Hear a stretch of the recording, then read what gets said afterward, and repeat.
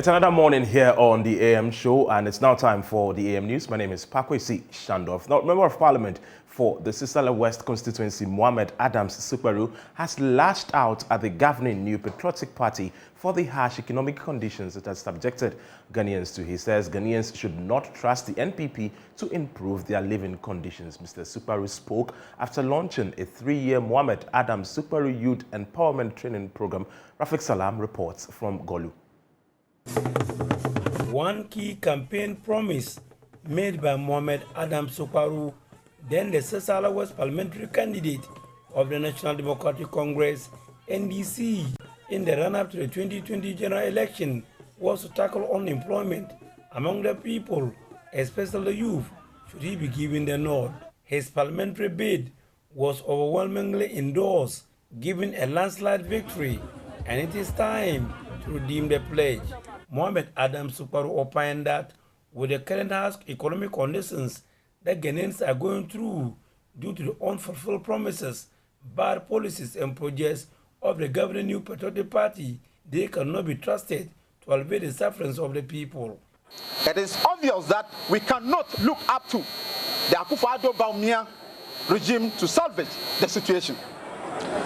As your Member of Parliament, I have pledged my full commitment towards ensuring that we lay a foundation for a more prosperous society and improve on our socio-economic situation. He therefore found solace in a 3-year skills training program for hundreds of youth in the constituency under the banner Mohammed Adams Suparu Youth Empowerment Training Massiat to tackle the unemployment jigsaw puzzle, which is widespread among the youth. The Massiat project targets training hundreds of selected youth in areas of auto mechanics works, welding and fabrication, fashion designing, and hairdressing. Participants in each field will be enrolled for a 3-year intensive practical training. For each of these fields, my outfit shall cover the entire training course and provide all the necessary tools and equipment to aid the training and subsequent practice of the professions. Paramount Chief of the Zenith Traditional Area, Abu Kasuka near the FIV, who chaired the function, commended the MP for the initiative and also for redeeming his pledge. Now, the New Patriotic Party's Ashanti Regional Chairman, Bernard Entry Boisiako, is optimistic that his good stewardship will win him a 3rd term. He says his star of constituencies in the region has shown the delegates' readiness to retain him. Chairman Wontumi faces opposition from 4 individuals as some party members believe it's about time leadership changed. There is more in the following report. Bernard Entry Boisiako, known popularly as Chairman Wontumi, was elected to lead the NPP in the Ashanti region in 2014. He had the mandate to galvanize the party in its stronghold to help the party win power in Ghana's election 2016.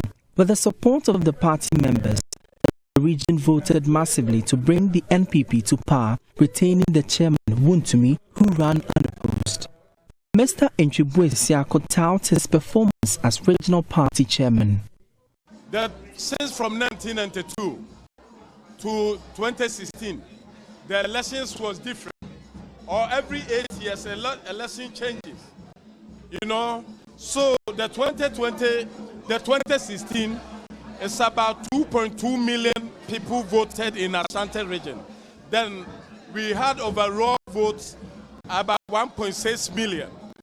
And 2022, we have about 2.4 million people also to vote in Ashanti region, and we also got about 1.8.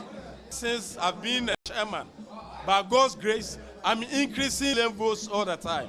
So this is our strength. So to me, I think we also going to have another strategy to break the 8. Because NDC have crossed or have got 16 years. And to 2024, MPP also will reach 16 years. As the NPP gets ready to go to the polls in search of regional leaders, the two-time chairman faces strict opposition from 4 aspirants. Key among them is Odeneho Kweku Apia. Others are former Ejiso MP Kobna Owusu Etuomi, former Asokwa chairman Asari Bediako, and Oheneba Edumbewa. Nonetheless, Bernard Enchibuesiako is optimistic about his chances. A lot of people just listen to media. Yes, media is good, but the people who vote, they are not the media people. They are on the grounds, they are the delegates, they are the executives. So the executives, they know what I have done. And we are going to be elected to win power, not only a chairman. So therefore, it's about what you have done and what you can do. Because of our past record and the records we are in now, a lot of people, they have hope and they are enthusiastic to back me for us to cross.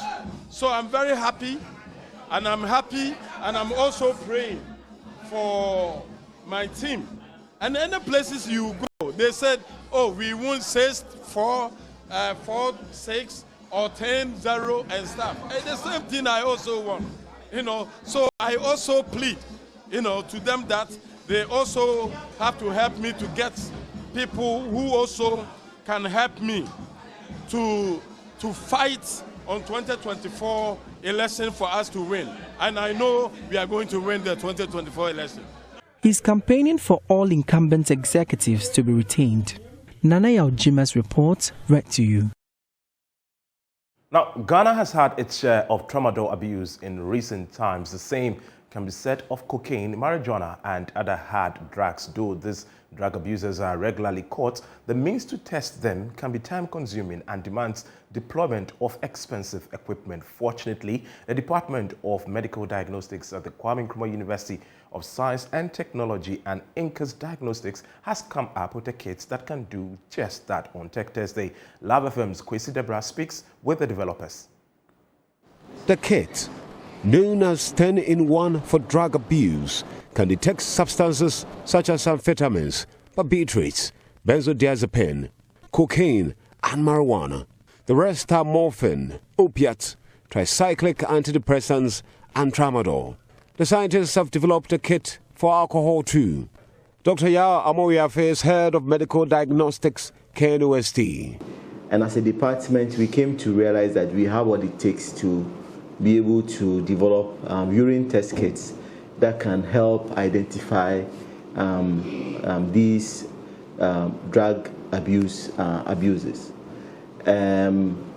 We have decided that we then targeted the very common drugs that are abused and tailored our test kits to be able to identify them by a simple test strip, as is done with pregnancy tests and all that. During testing, a urine sample is placed on the kit. A drug, if present in the urine, will react with the kit and produce a certain color. The colored line will not form in the test line region if the drug level is above its cutoff concentration. CEO of INCAS and lecturer at the department, Dr. Lord Anthony Basson, says in about 5 minutes results should be ready. Is in this window, it's called a test and control window. You begin to see a rise, and as you can see from here, some of the fluids have started rising. And once, as you can see, it started rising. Once it rises, what you're going to see is, if it's 2 lines, it means that it is negative. If it is 1 line, it is positive. Except for tramadol. Tramadol, if it's 1 line, it's negative. If it's 2 lines, it's positive. But all of this is indicated in a form that accompanies it, so it's very easy to follow it and then be able to do it. So after you've done the test, after it begins to rise, you put it down for just about 5 minutes and it should be able to give you the results. So when you look here, that is the results that it gives you. So as I earlier indicated, if it is 2 lines, it means that it is negative. So because this is water and this is not urine from somebody who we suspect to have it, or we expect everything to be negative. As you can see, for the nicotine, they are both negative. Because it's negative because there are 2 lines. Cocaine is negative, the benzodiazepines is negative, barbiturates is negative, and then the amphetamines as well negative. When you turn the other side, it's the same thing except for tramadol, which is 1 line. Again, as I already indicated, 1 line.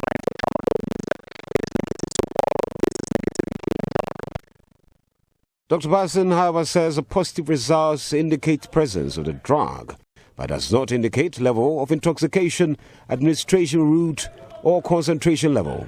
Again, negative results may not necessarily indicate drug-free urine. Reporting for JoyNews, Kwesi Deborah. Lack of textbooks and infrastructure is hampering teaching and learning at the Bagabaga and next cluster of schools in the northern region. Students are forced to cram in classrooms to learn. Authorities are therefore asking government to help solve the problems. Martina Bugri reports from an event where Ghana's ambassador to Kuwait, Abdullahi Abukari, donated more than 1,000 textbooks to the school, his alma mater. The challenges of the school came to light when Ghana's ambassador to Kuwait, Abdullahi Abukari, donated over 1,000 textbooks worth 35,000 Ghana cedis to his alma mater. In an interview, head teacher of the school, Sule Salifu, outlined the numerous challenges the school is facing. We are actually bedeviled with shortage of textbooks. However, he has come to support us with some. What was the ratio to a student? Nothing, 0. We had no textbooks. I was even thinking of the current competition that just came to get some textbooks for the teachers to always use to guide them. However, he has come with some. I will still go out with the competition to get the other books for the teachers to support. And what is much key here is the structures. Our classrooms are inadequate, furniture totally out. We have no computer lab, and we are teaching ICT.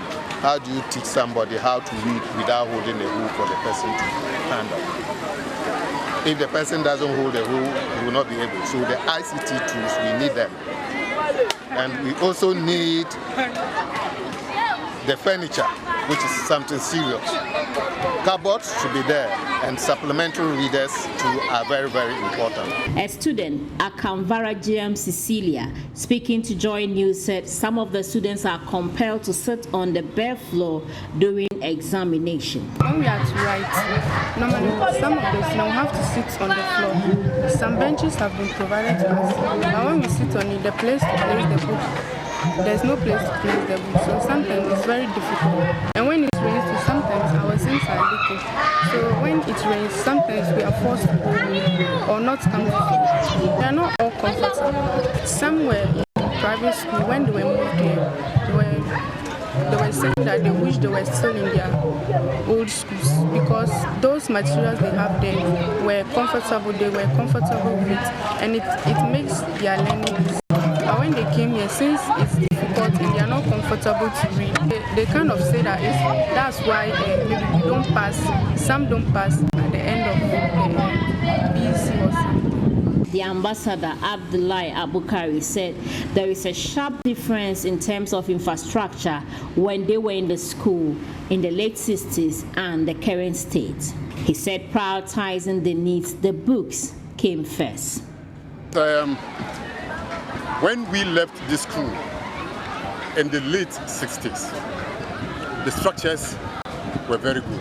When I came back, I think 50 or more years after, I realized that most of the structures are stressed. The buildings are no more the same. And when I had a meeting with the management and staff yesterday, they cataloged some of these challenges. But we decided to prioritize the challenges. The immediate challenge is the absence of textbooks for the children. That's why we have created this textbook. we have in mind to tackle the problem of distressed buildings. There is a great difference between our time and this time. Those days we were given things freely, we were given textbooks freely, so we're motivated to come to school. But these days things have changed. So we are calling on philanthropists, old students and old boys and girls of Bagabao Demonstration School to come to the assistance of the school. Some industry players are asking governments to fuse practicality into the education curriculum. According to them, though the education system is getting better, making it practical would help bridge the gender gap. There's more in Mausinumon's report. In recent decades, there have been calls for greater gender equality while enhancing the need to close the gender gap. And although tremendous strides have been made in this aspect, there is a fundamental lack of women in leadership roles. It is in this regard that the Managing Director of Africa Environmental Sanitation Consult, Dr. Abena Asomani Entry, is calling on stakeholders to consider incorporating industrial experience in the education curriculum. According to her, the girl child needs practical experience to be empowered. She spoke at an event to commemorate the Queen's Platinum Jubilee Beacons in the Commonwealth and beyond on the team, empowering the next generation of women for global leadership in Accra. I think that a lot is being done in terms of programs and whatnot. What I feel should be a lot more entrenched in the system is the practicalities of it, a bit like an event like what we are having today. It's not in the classroom structural things that we are teaching. It's industry, it's practice, it's implementation. All those things should be infused in the educational system. And that's why I call for mentoring and then coaching. Because a lot of these girls, they know all sorts, they can read. But when it comes to being faced with the real challenges of life, then they are lagging behind. She said women do encounter obstacles in their effort to attain leadership roles. The challenges range from subtle self-doubt on whether their capabilities can rise to the challenge set before them, to the biases which stem from inequalities in society, such as limitations placed on their potential, time, and their very essence. There are certain roles that society has determined fundamentally that should be occupied by only men. And when women dare to assume such roles, there are often pushbacks, and sometimes not even subtle opposition. Some of these situations may even engender name-calling, man, woman, Marijata. Dr. Sumanim Entry further encouraged young women to strive high to change the narrative in leadership roles by availing themselves to take up such roles. The women I mentioned earlier, presidents, vice presidents. A month after AME officials first visited the Kineshi Complex Meat and Fish Markets, the vendors are yet to act on the recommendations, including repairing and replacing fly control nets. Most of the workers have also failed to acquire a health certificate. The AMA has given a week's ultimatum to put the place in shape or risk being shut down. Michael Ashale reports.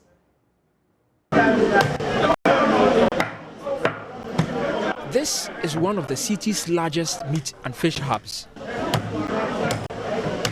Located in the Kaneshi Market Complex, the market serves hundreds of customers each day. In the wake of the public concerns over food poisoning, the officials of the AMA are here to inspect the sanitary conditions of the place. Footwear, everything is hung here. The footwear is used anywhere they find themselves. You got to hang the footwear to here. Right on top of where they are cutting meat? On top of where they cut the meat.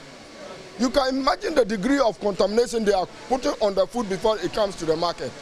And we cannot sit to continue for these things to continue in this place. Joseph Asitanga is the environmental health officer for the Okankwe South Submetro of the AMA. Together with his team, they inspect the health certificates of the vendors and workers and the sanitary conditions under which they prepare and preserve the meat.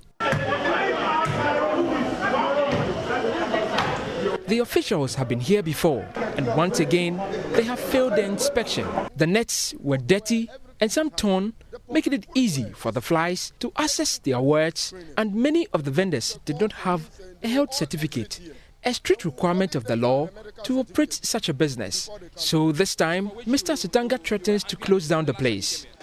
The last time we've been to this particular meat shop, I can tell you that it still remains the same condition as we came here.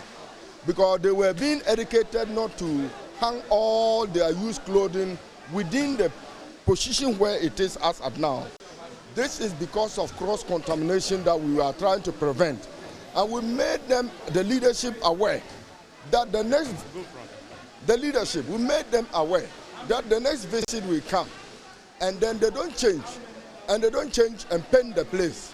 And the place remain as it is. We are going to close this place. And I'm ready to close this place today. I'm arranging to ensure that this meat shop is closed until they meet the requirement and they will operate. And that is the order of the day. We are going to work with them because we are not going to compromise anything with anybody here. Not that we don't come here. Every time we visit here, we give them education as to how to handle this particular place. Just look at what is happening here.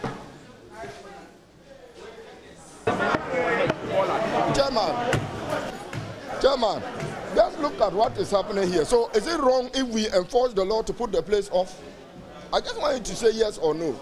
We do it at Tuesday Market. We do it at Makola Market. We do it at Nima Market. We do it at Malata Market and Agboglosi Market. Kanesi Market is not exempted. Kanesi Market is not above the other markets. We plead with you so that we make the next coming week. Abdul Karim is the chair of the vendors. The next coming week, I promise everything will be okay that if you come.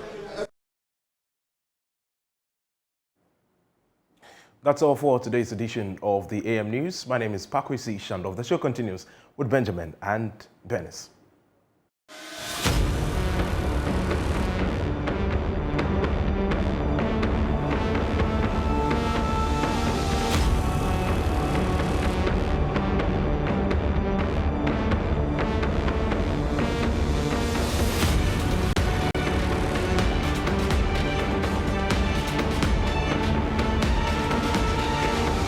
Welcome on the News Review. Thank you for staying with us. It's always a pleasure serving you. But as we start the News Review this morning, right before I get into the papers, I just want to share a few thoughts with you on two matters. One has to do with this continued assault on journalists, unabated. The question is why? On the back of the Human Rights Report, as far as the U.S. State Department is concerned, we saw it, we didn't like it. We didn't like some of the things in there, but we said, oh, well, maybe the situation is better than it is, than they painted. Then we had our Reporters Without Borders report, and we saw the gargantuan fall. It appears we've still not learned. Attacks here, attacks there, attacks in Adan, attacks in the Greater Accra region. Sometimes people affiliated to political parties taking the law into their own hands. Reverend ministers, party foot soldiers, call them whatever you will, goons.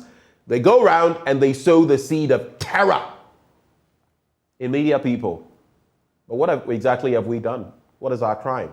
So the latest one, Benya FM in Elmina, and that's one of our crucial conversations we're having this morning. But as a media person, I'm reflecting on this and wondering, why is all of this happening? They're talking about premixed fuel and certain things that are not going the right way. And the best way of resolving it is for party goons to hit their studios, vandalize equipment. If you've ever done anything related to media, you know how expensive it is, the gadgets we use. Vandalize equipment and beat the presenter to a pulp. Yeah, 21st century Ghana. Makes for very excruciating reading. And with all of this happening, you begin to ask yourself, what is the crime of the media? It appears with the political parties, when they are in power and we say anything, it must be that we're in opposition to them. And for the opposition, it must mean that, yes, they are very supportive, and vice versa. But why must it be so? We've been referencing, for example, how the president himself, and we don't shy away from this, said that just because we were asking people, analyzing free SHS, that a certain media entity was against it. But are we? These are the things that arm those at the base. And sometimes they take the law into their own hands. Today we're having that discussion, and I would love it if you joined us to dilate on the matter, because it is becoming one too many. And as bastions of this democracy, as the fourth estate, if we step aside, I think you know what will happen. Let's pray for Ghana. The second bit I want to get into right before I hit the daily graphic, Ghana Police Service. What is going on? In Nkoranza isn't, the simmering tension there has not even, the layer has not been removed. Then we hear of this situation with Talata Wuni, a young woman shot by police at a checkpoint in Karimenga near the Upper East region. And now the bullets are still lodged in her as of the last that I checked or heard, and her life hangs in the balance. Ghana Police Service. You're no longer a force. You're a service now. And I feel why I'm hammering this morning. The elements we're putting into the service. I have seen people in the past who were not exactly your kosher people, but they found themselves into the police. And I blame the politicians for this, because you're trying to create jobs for the boys and the girls. And these boys and girls, some of them with nefarious characters, get in there and all kinds of things happen. The other day I was speaking to a very prominent person in this country, I cannot mention. He was on a certain committee from way back, about 2 decades back. And what happened to some people merely guarding their community? People killed. What have we done to our security services, the police and the military? Food for thought, things for you to reflect on. Sometimes it hurts being passionate about this country, but we have to continue. That is our work. The Daily Graphic this morning: deepen trade within Africa. President Akufo-Addo challenges business leaders. And the president has made a clarion call to African countries to increase trade within the continent for them to stand on their own feet. That, he said, was in view of the current derangement of the global commodities market, supply chains and logistics occasioned by the Russia-Ukraine crisis, which had culminated in fertilizer shortages around the globe. He said the situation could affect maize and soya production in African countries, including Ghana, and had greater shocks in Ghana's poultry industry.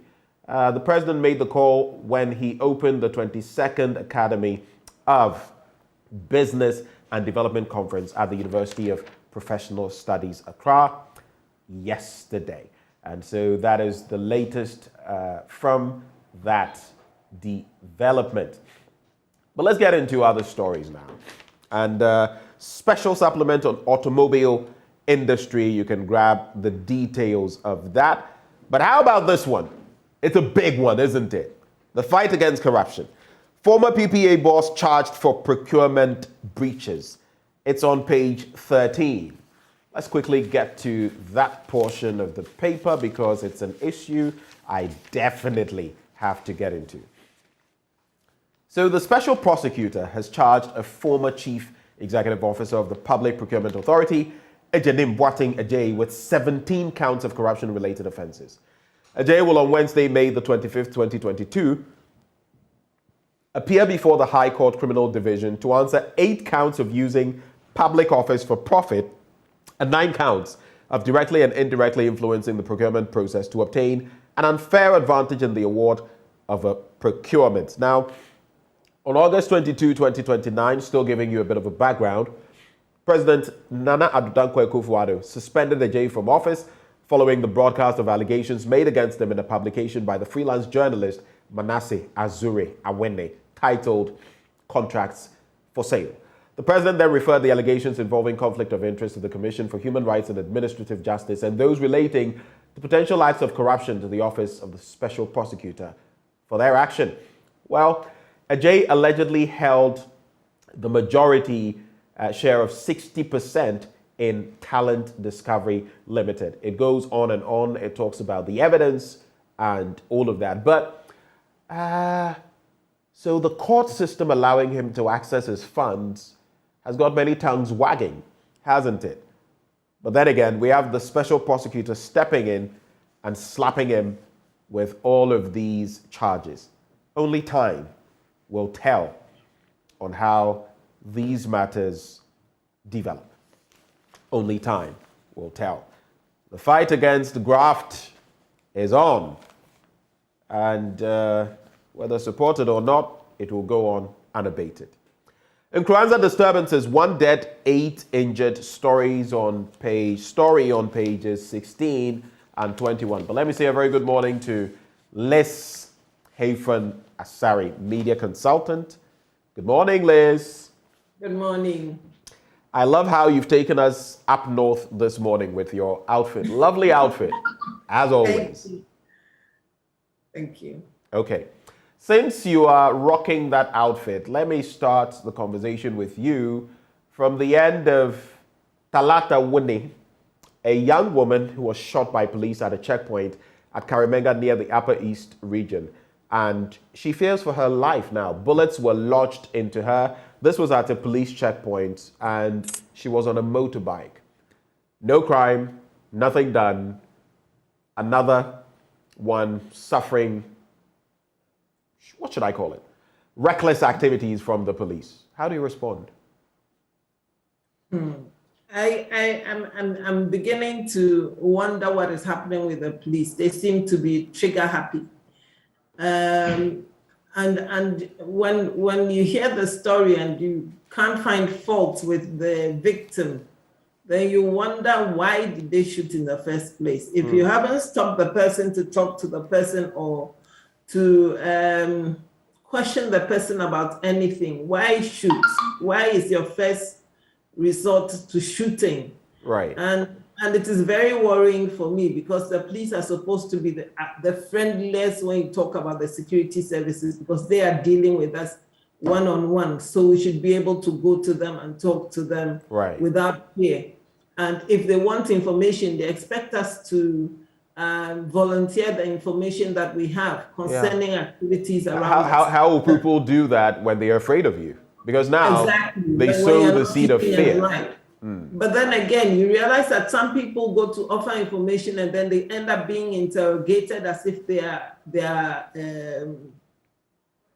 the perpetrators of whatever you're trying to resolve. Right. And so people are very weary of the police, and this is making it worse. It will make the people, and that's why you can see that in Kwanzaa, the youth have risen up against the police. Right. Very soon, the police would not have any respect in the communities, and that's not the way we want it to be. And that's a sad, pirouette, if you like, because it's a sad turnaround. When Dr. Dampare started, and he still has our full support, but I feel some of the men and women in navy blue are detracting from the agenda, because he started so well and he still has a lot of respect. Look at Nkranza. Look at how he is in touch when there's something in a community. He gets there himself. I think during the last Christmas, he stepped out, was in La Paz and all of that. He is hands-on. He is speaking to people. He is not someone up there, he is hands-on doing stuff. But some of the elements in there are making work very difficult for him and for all of us, because it reflects him when they misconduct themselves. So a whole lot. Exactly, and it will take him a while to weed out the bad nuts, but they must be weeded out. They must be weeded out. Speaking of which, let's rope in the Nkranza disturbances. Story on page 16 of the Daily Graphic newspaper. 1 dead, 8 injured. And that is 1 dead after Arnold Akwesi Donko.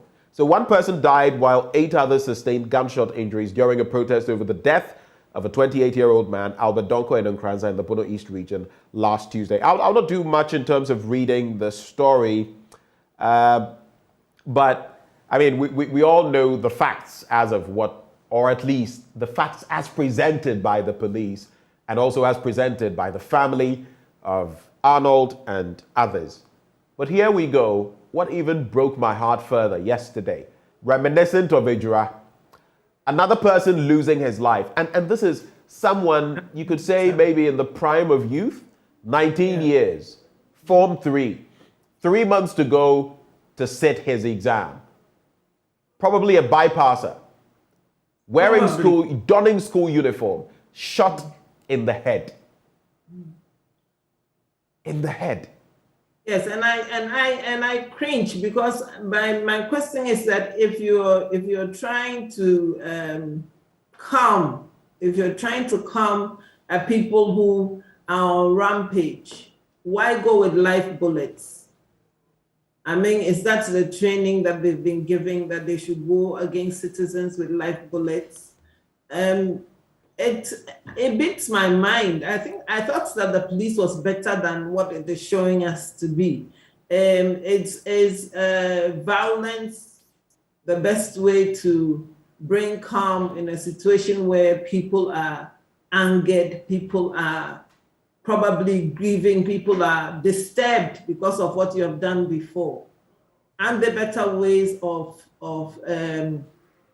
taming a rowdy crowd, and the better ways of calming a rowdy crowd. Why should the police be at loggerheads with anybody? Why should the police not try to get people to calm down and listen and understand the situation that they're in? And for me, I was wondering if just pulling out the 57 policemen in Nkranza is going to better the situation in any way, because if you pull out 57 and you send other policemen, they are still policemen. They're not looking at them as individuals. They are looking at them as police. So I think that a lot more work needs to be done with the police education on how to handle crowds and how to deal with people that are rampaging. Right. So that is the story there. I'll bring you another one that I want us to get into, but on the back page of the Daily Graphic, Hearts beat Gold Stars by a goal to nil. I must say that it's not been bad for Hearts of Oak in recent times. They were somewhere mid-league table not too long ago, but here they are, actually in third spot now with 47 points. They've played 29 matches. So have Bachem United in second spot. It's just a point difference between them. And a goal, is it a goal difference as well? Okay.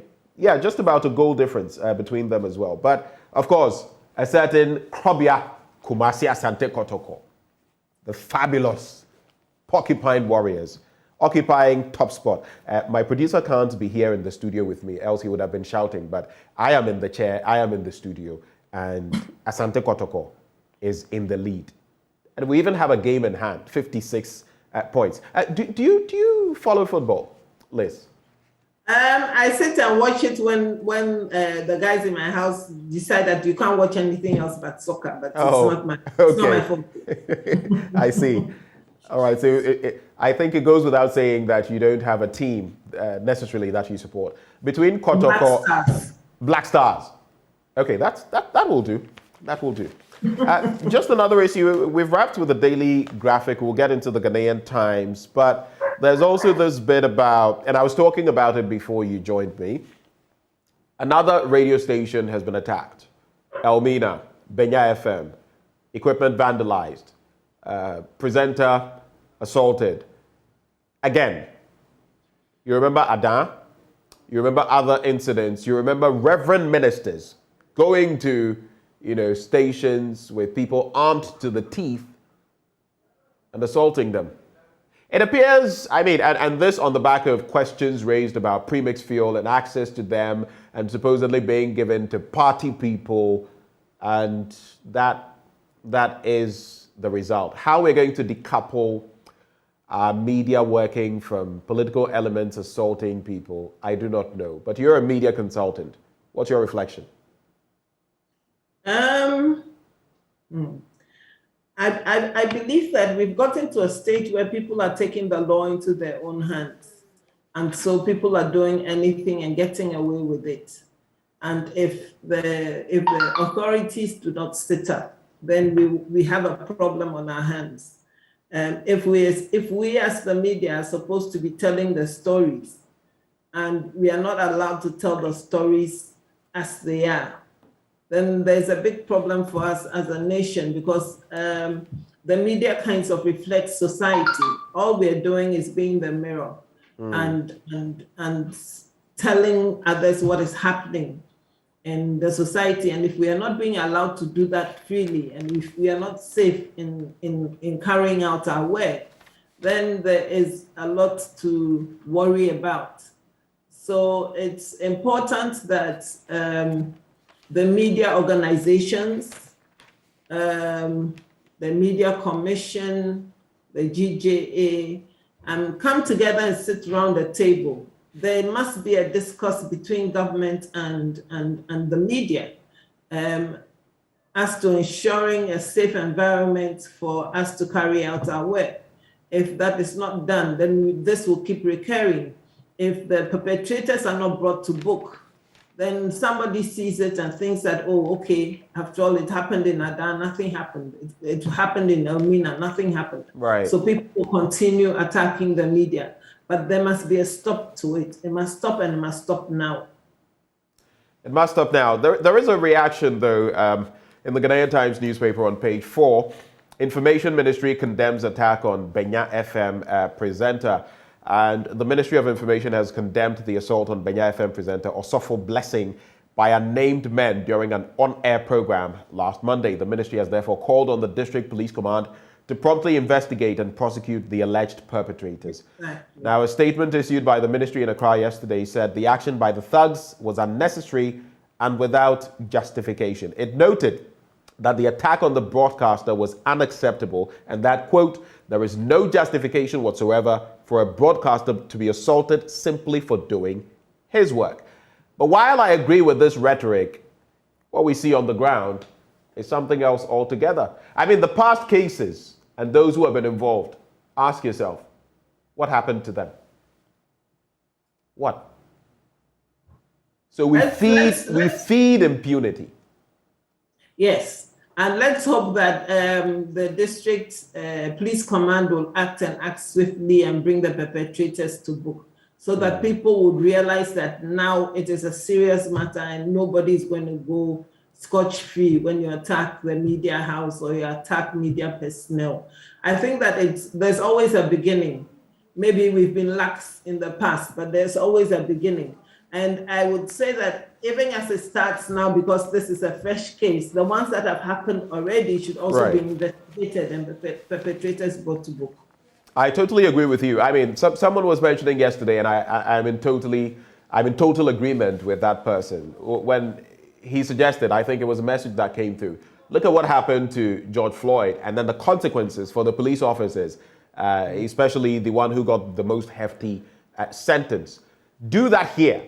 Let's say for people attacking media entities, or like in the case of the police, what has happened in Ejura and in Koranza, and maybe this latest development up north in the Upper East region. Then people will start realizing, ooh, you can't do this and get away with it. But as it stands now, they are getting away with it, and that is the problem. That is the problem. Let's get into other stories in the Ghanaian Times newspaper. President Akufo-Addo expresses concern over Russia-Ukraine war impact on food security. 200 acres of CSIR land at Fafraha encroached on, and this is becoming another trend. State institutions or others land apportioned to them, encroachment when they don't use them, and even the state can't do FOCO. Interesting times. Staff under threat by land guards. Then procurement breaches. 150 offenders face prosecution. PAC refers them to AG for trial.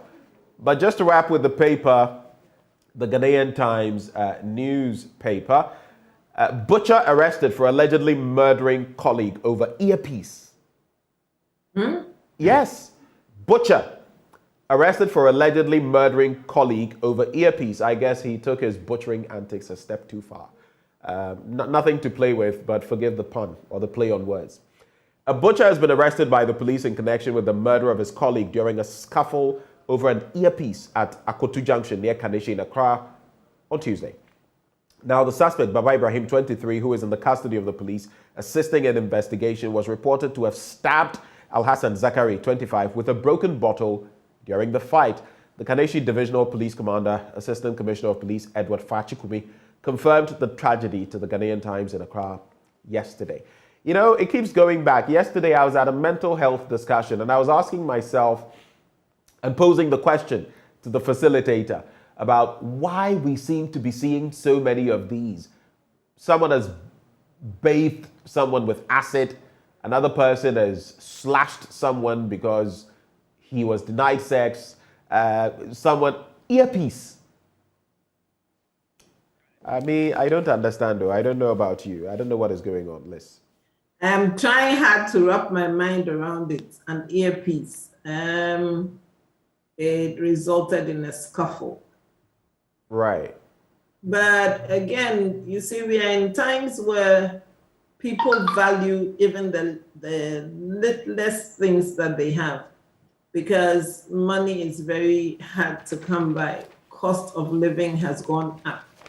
It says a hungry man is an angry man. So one thing could lead to another.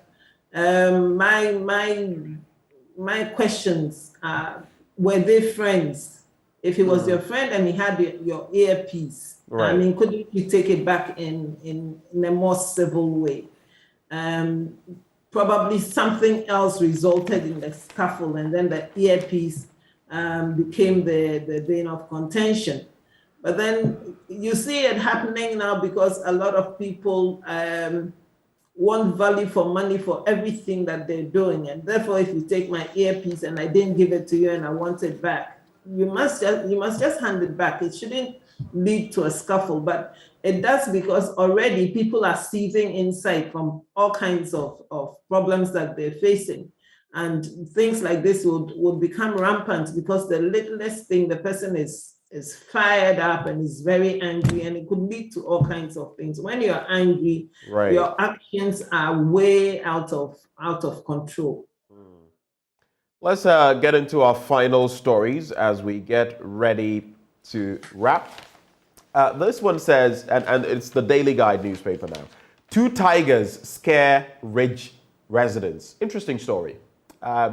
Brings to mind Mike Tyson and others. And even Mike says he laments those days, having tigers and all. But some residents at Wanda, World Estates, Avenue Lincoln at Ridge in Accra have expressed worry over the presence of 2 tigers.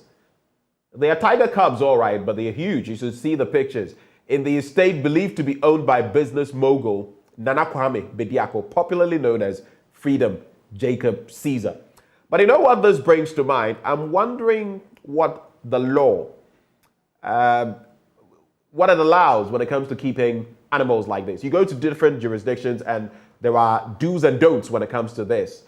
I don't know whether this is allowed, and residents claim that the animals stink, that those animals are held inside an apartment where there is no access to proper fresh air, and as soon as the door is open, you sniff a strong, unpleasant smell emanating from them. But the biggest threat is the fact that these are tigers, and you know what tigers can do. I don't know whether you have any thoughts on that, but we could wrap with this story as well. Business Finder: food shortages imminent in Africa as import of agro inputs from Ukraine and Russia is cut off. That's according to Nanado. Will protect public from high tariffs. That's according to the PURC. You can pick one of those stories to wrap with briefly, and it's a wrap. Liz? My concern is food security, and I'm wondering why we still don't have other ways of going by growing our food.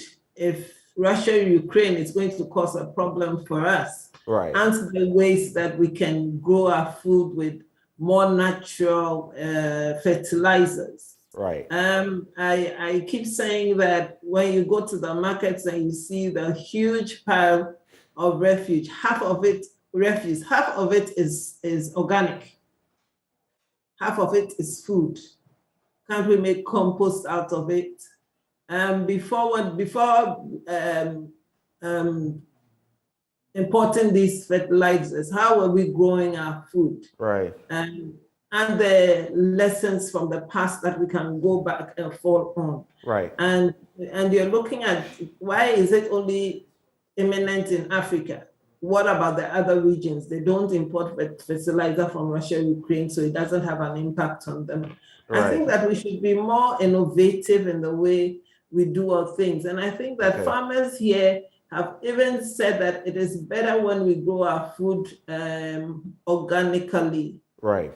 Without all these fertilizers that makes it look as if the produce is very good, or it looks very fresh when you harvest it. But after a few days, we realize that it deteriorates quickly because of the fertilizers that have been used. So let's get we have scientists here who have done a lot in agric and would have ideas as to, I'm sure there probably are researchers sitting on shelves somewhere that probably could have helped us. When it was the time of Operation Feed Yourself, how did we manage to get so much food without importing so much fertilizer from outside? It's been done before. I'm sure we can do it again. We can do it again. Inside, yes. We should work from inside and stop always looking outside and thinking that everything that's coming from outside is the best. Well, we can do it right here. Thank you, Liz, for joining us for another Thursday morning, and do have a brilliant day. Thank you. All right. Up next, we have sports with Muftau Nabila Abdullahi, and he has quite the lineup for us. Do stay.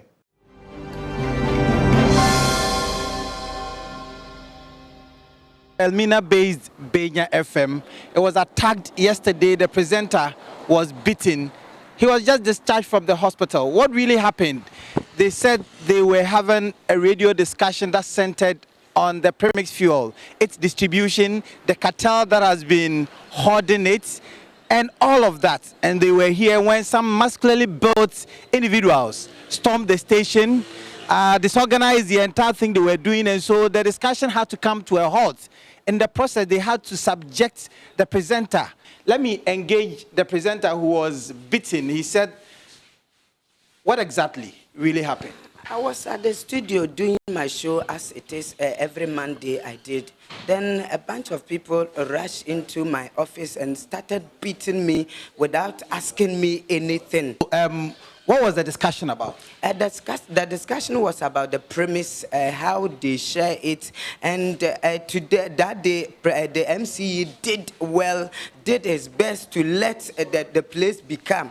But those people, they said they are the people of the MC, and they bunch in that they want to take their share of the premise. And after the incidents, I asked, what are they doing with the premise? Because they don't have canoe, they don't have anything that will make them come, and even the carts that they use to take the fuel, they don't have some. So, and I was advising the MC that I've heard that they said the boy is in his camp. So if a person is in your camp, see them, see their welfare, give them something to do, and let them stop going to the fuel station, doing whatever they... That was what I was saying. I was advising the MC. So your concerns were that these people that were giving the premix fuel, they are not fishermen, yes. They don't own canoes, yes. And ordinarily they do not qualify to be given a premix fuel. Yes, sir. So what ensued thereafter? After that, I was in the office doing my daily job as I did. So you were on air? I'm on air, doing my show as it is. And tell me how the entire thing unfolded. They rushed into the studio, and they said, we are here. We have come. We heard you calling our name, so we are here. Then they started beating me. How? What kind of beating did they subject you? The papajache hit me on the side of my chin, and the other one also hit me on the side of my chin, and the other one, which is Kung Fu, he pulled my leg from the seat, and everything which is on my head was, even the off my shirt and everything, and they beat me from inside to here. So I hit my head on this thing. So this is the studio. Yeah, this is the transmission room. Yeah. So they brought you here. They pulled you from the studio and brought me here. What I heard, one boy was saying, "Let's bring him out." Then they brought me here and did what they want to do, and they went away. Why are you convinced that these people are from the camp of the MC? I know them. I know them. So why is it that if you know them, have you reported them to the police? Yes, yesterday we did that. Have you heard that any arrest has been made? No, so far. So after beating you, what has become of you? Did you go to the hospital? Yes, I went to the police. People came here.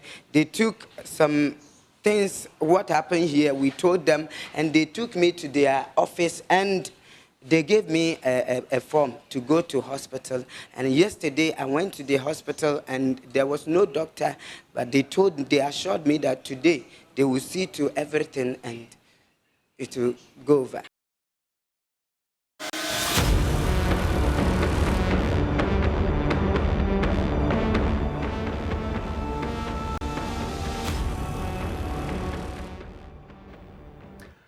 So here we are, and that's the latest. Benya FM and Blessing assaulted there. And all for what?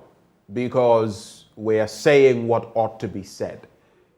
I guess at some point, our leaders want us to worship them and hail everything is okay. But we have to reflect the reality out there. So we talk about attacks on journalists this morning, and we discuss with some stakeholders what exactly the trend is. Martin Kpebo is a lawyer. He joins the conversation. We also have engineer Dr. Ken Ashigbe, former managing director the Graphic Group and also CEO of the Chamber of Telecommunications. Gentlemen, a very good morning to you. Good morning. We also have Mr. Afil Moni on phone, president of the GJA. Mr. Moni, a very good morning to you, sir. Good morning, Your Excellency. That got Yes. Excellency. Okay. Please wait till I get there. I'm not there yet. Definitely not. All right. But no laughing matter where I'm starting from. Assaults on journalists and on media entities. Mr. Moni, you are our head, so to speak, on these matters. I'll start with you. Looking at this trend, and you know what's interesting? I've been looking at a number of stories. 2016, 2017, 2018, 2019, 2020, 2021, 2022. Every year we have them. But let me be, candid. It's not restricted to these years. But I'm just saying that year in and year out, we have these. And in fact, just about 2-3 years ago, we had some people talking about the fact that the way we are going, it will affect our press freedom rankings. And indeed, it has. So the birds have come to roost, or the chickens. But what is your initial reaction to this latest one in Albina, Mr. Moni? It came as a good shock, earth-shattering shock, because we were ruminating on the devastating results of the rankings by Reporters Without Borders. Right. Where we are a country we tout as a beacon of democratic accomplishments, a country we tout as a reference point, a standard measure of press freedom, only for us to be sentenced from the 30th to the 60th position. And in fact, there's a huge growth in our image, and so we're trying, ruminating, and then praying and pining on what to do to bring about a resurgence on the league table of media systems in the world. So this has come to dim any prospect of quick recovery on web press freedom index. But we continue to serve the way for possible, because we believe that if stakeholders state and non-state stakeholders access to the things right, if people who are supposed to give us protection. Mr. Moni, if you could just speak up a little. I'm struggling a bit to hear you. I was saying that the monstrous attack on Benya FM and civilization of Eric Eshan came as an earth-shattering shock, in the sense that before the attack we were all ruminating on the latest ranking by Reporters Without Borders, which sentenced the country which used to tout itself as the beacon of democratic accomplishments and a standard measure of press freedom from the 30th to the 60th position. So we're bearing in mind strategizing to see how best we can bring about a resurgence on the league table of media systems in the world, only for us to hear last Monday that some hoodlums stormed the radio station during a live program, beat up Eric Shan, the host, vandalized the station, and then asked if they are working sport-free. And so this tends to give any prospect for another vertiginous rise on the World Press Freedom Index, all along with being serving a wave of optimism that, and by summoning the weight of that in 2005, when we were languishing at the sixth position, we were able to bounce back and found ourselves on the first spot in Africa and the 23rd in the whole world in 2018 as ranking media systems in established broadcasters like US, like UK, like France. But here we are. This has come to nourish our pain and fears that it will take much more effort to bring about the resurgence on the World Press Freedom Index. Okay. Thank you for those initial thoughts. I'll be coming to you with that statement from the GJ and the Central Region. But let me bring in Dr. Ashigbe. Thank you so much, sir, for holding. Your initial reaction to yet another attack on a media house and journalists? Well, for me, it's not a rude shock. It's not a rude shock. It's basically become the status quo. It's become the status quo because people do these things and nothing really happens to them. And, we keep on going the same way. Now would say that we've seen a statement from the original GJA. So maybe that might be new. But just the statements are not good enough. And it's sad that at this stage as we speak, nobody has been arrested, especially when the journalist knows these people, reports have been made. The incident about the earlier one as well, we're not hearing anything. And it is important that the elements, of state, especially the police, deal with these issues with a lot more dispatch than they do. We remember that, Adan again, the Adan FM radio was attacked. Right. And nothing happened. It's interesting. Now we have a lot of CCTV cameras all the way, to all of these places. And, that one we are not able to. Now this one, fortunately, we know these people. And I'm hoping that the state will do something. But we also, and this where, for me, the likes of GJA and the NMC, we need to be doing more. By this time, we should have some group of lawyers. I know my brother Samson and a few, Martin and a few others are ready to be able to support. But we need to put a system in place that immediately these things happen, we are able to, if the state will not do the criminal part, we also then bring the full force of civil, action to bear. And multimedia has demonstrated that is able to happen. And we need to start, doing a bit more. And I'm also gladdened that today we have, JoyNews taking up the incidents of, some other radio stations. And that's, for me, is another thing that all of us as journalists, we need to do. What are we going to do about this? Are we going to continue shining, our cameras, our, microphones, our pens on this particular issue? Making sure that the police in the Jumako, making sure that the police in Elmina do something about this particular issue. We go to the IGP and say that this also should not become like one of those, again, that, just gets reported and nothing happens to them. So we let people know that journalism is not a crime. And that if you touch a journalist, the fourth estate of the realm, as we call it, the full force of the law will be brought. Can you imagine anybody goes to attack the executive or attack parliament or go to court and go and beat a judge? What would happen to it? It's the same way we need to treat, attacks on journalists and attacks on everybody, especially in this particular case. So I'm hoping that the police in Elmina and the police in the Jumaku will not be waiting for anybody from Accra to tell them that they actually ought to act. And the only way they will be able to do this is if, as journalists, we train, all our instruments and the legal force we have behind this particular thing. The reason why nobody touches the police. You've seen the way the police dealt ruthlessly with the people in that town where the gentleman was killed. Nkranza. It is the same way, it's the same kind of, democratic ruthlessness that as the journalists and as media we need to bring. We don't have the force of the gun, but we have the force of the pen.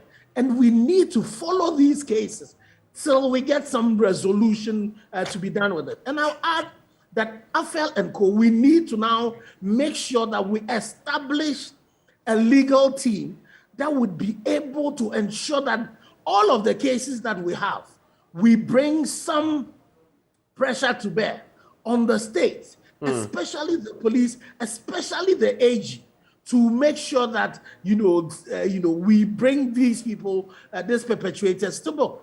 Right, and that is one crucial angle, Doc, that we're going to be getting into, because it appears people get away with things, and when they do, of course, these attacks will continue ad nauseum, if you like. Let me just acknowledge as well that we have Samson Ladi Anyanene joining the conversation himself, someone who has been in the thick of things, representing and also a journalist. Samson, a very good morning to you, sir. Good morning. It's a pleasure having you. Mr. Ladi and Mr. Kwebu, please indulge me briefly. We're bringing in our reporter who is going to be telling us, Richard Kwejunako, who is going to be just narrating to us what exactly happened briefly. And later on, we'll also get the person who was beaten, Blessing, to share his story with us. But Richard Kwejunako will give us the entire tale. Richard, a very good morning to you. So walk us through what exactly happened.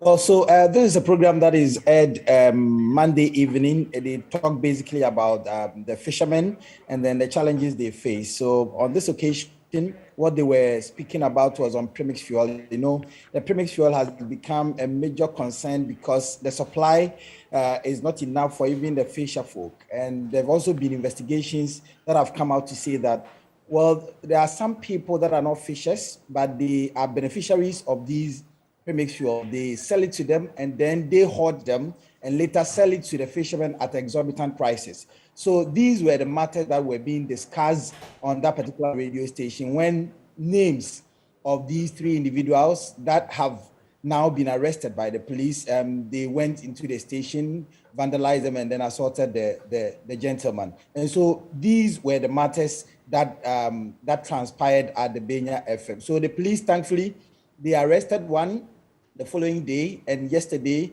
we got information from the Ghana Police Service that they've also arrested two of the gentlemen. One is 25 years of age, and his name is Michel Asabre, and the other is Anthony Eshen, and 32 years of age. And these names were mentioned by the presenter when we interviewed him because he was very, very sure that he knows them because he lives in the community.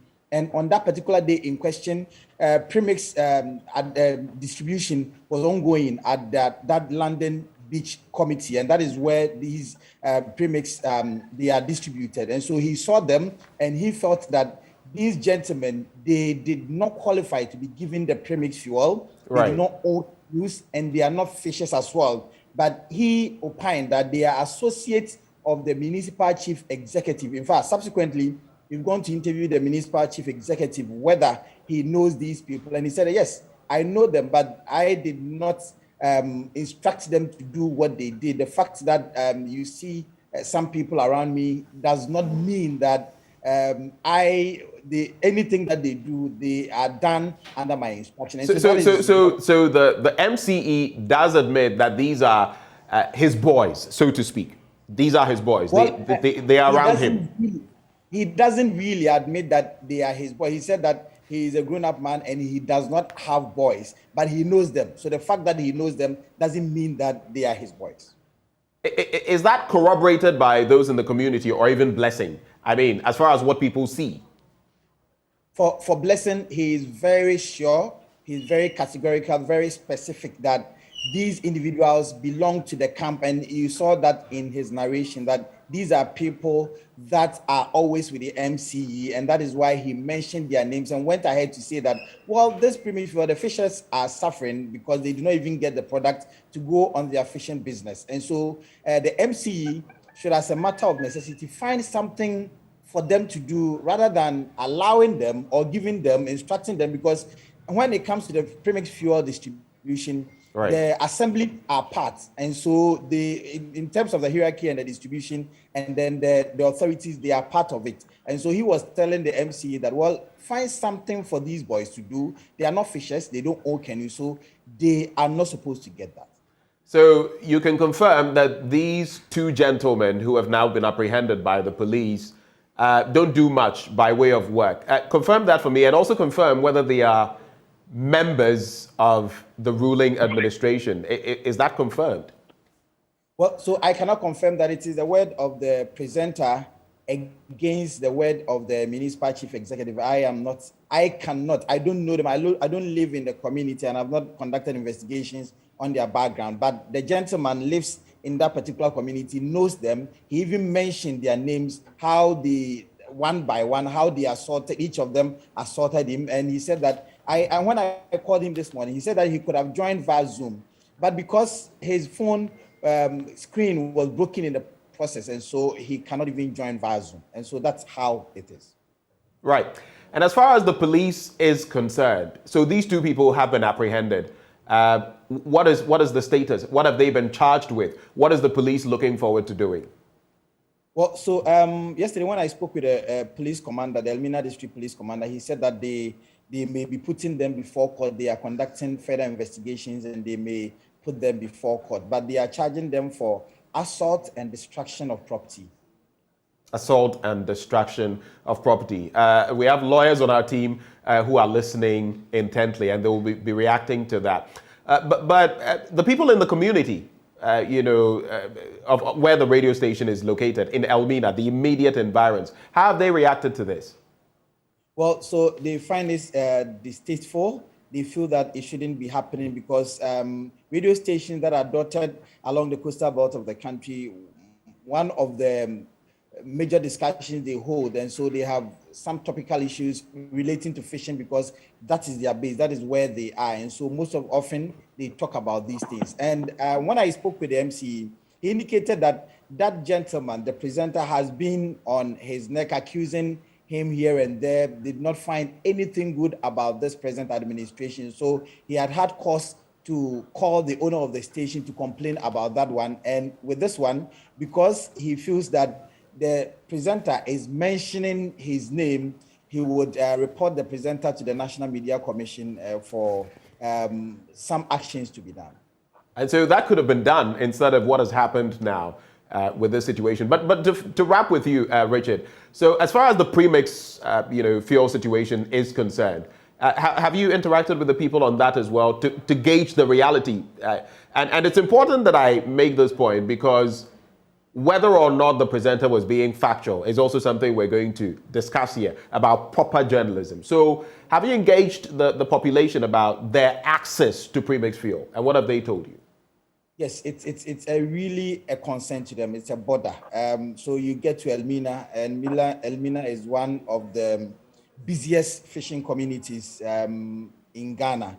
You go there, you see that the canoes are there. They do not have premix to go. I mean, the Fisheries Ministry itself and the National Premix Committee itself admits that, yes, it is in short supply, and they have cited reasons, the Russian-Ukraine war and all of that. So even the little that comes to them is not enough to satisfy all of them. And then again, there is a cartel. That cartel sells, the premix fuel is hugely subsidized by government. And so if it is in short supply and people are in need of that product, and some people hoard the product, because the fishermen need the product to go fishing, they would have to buy it at exorbitant prices from people who are not fishers. And so these have been their concern. There have been investigations by journalists, and that have corroborated all of this.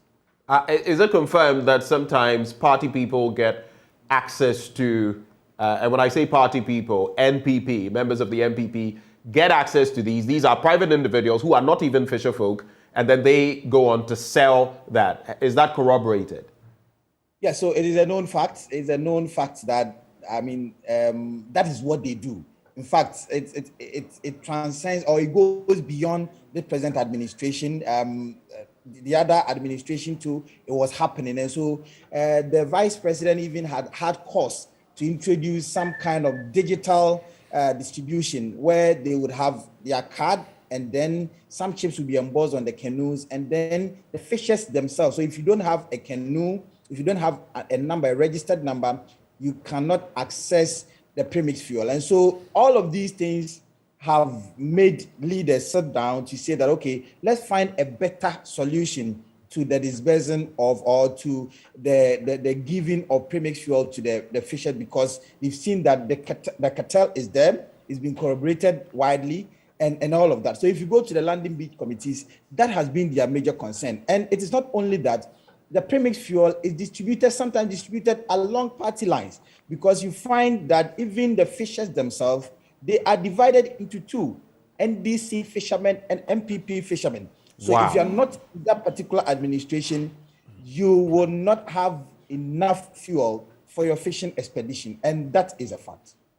Richard Kojonako, thank you so much for bringing us the scoop on that. We'll stay with you.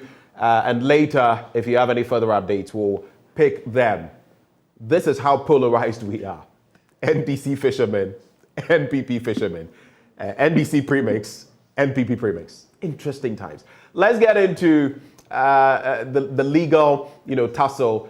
Martin Kpebu is with us, Samson Ladi and Yenene as well. Let me start with you, Mr. Kpebu. So, assault and destruction of property, those are the charges leveled against these gentlemen. Your quick reactions to these developments. At least here, we have some arrests.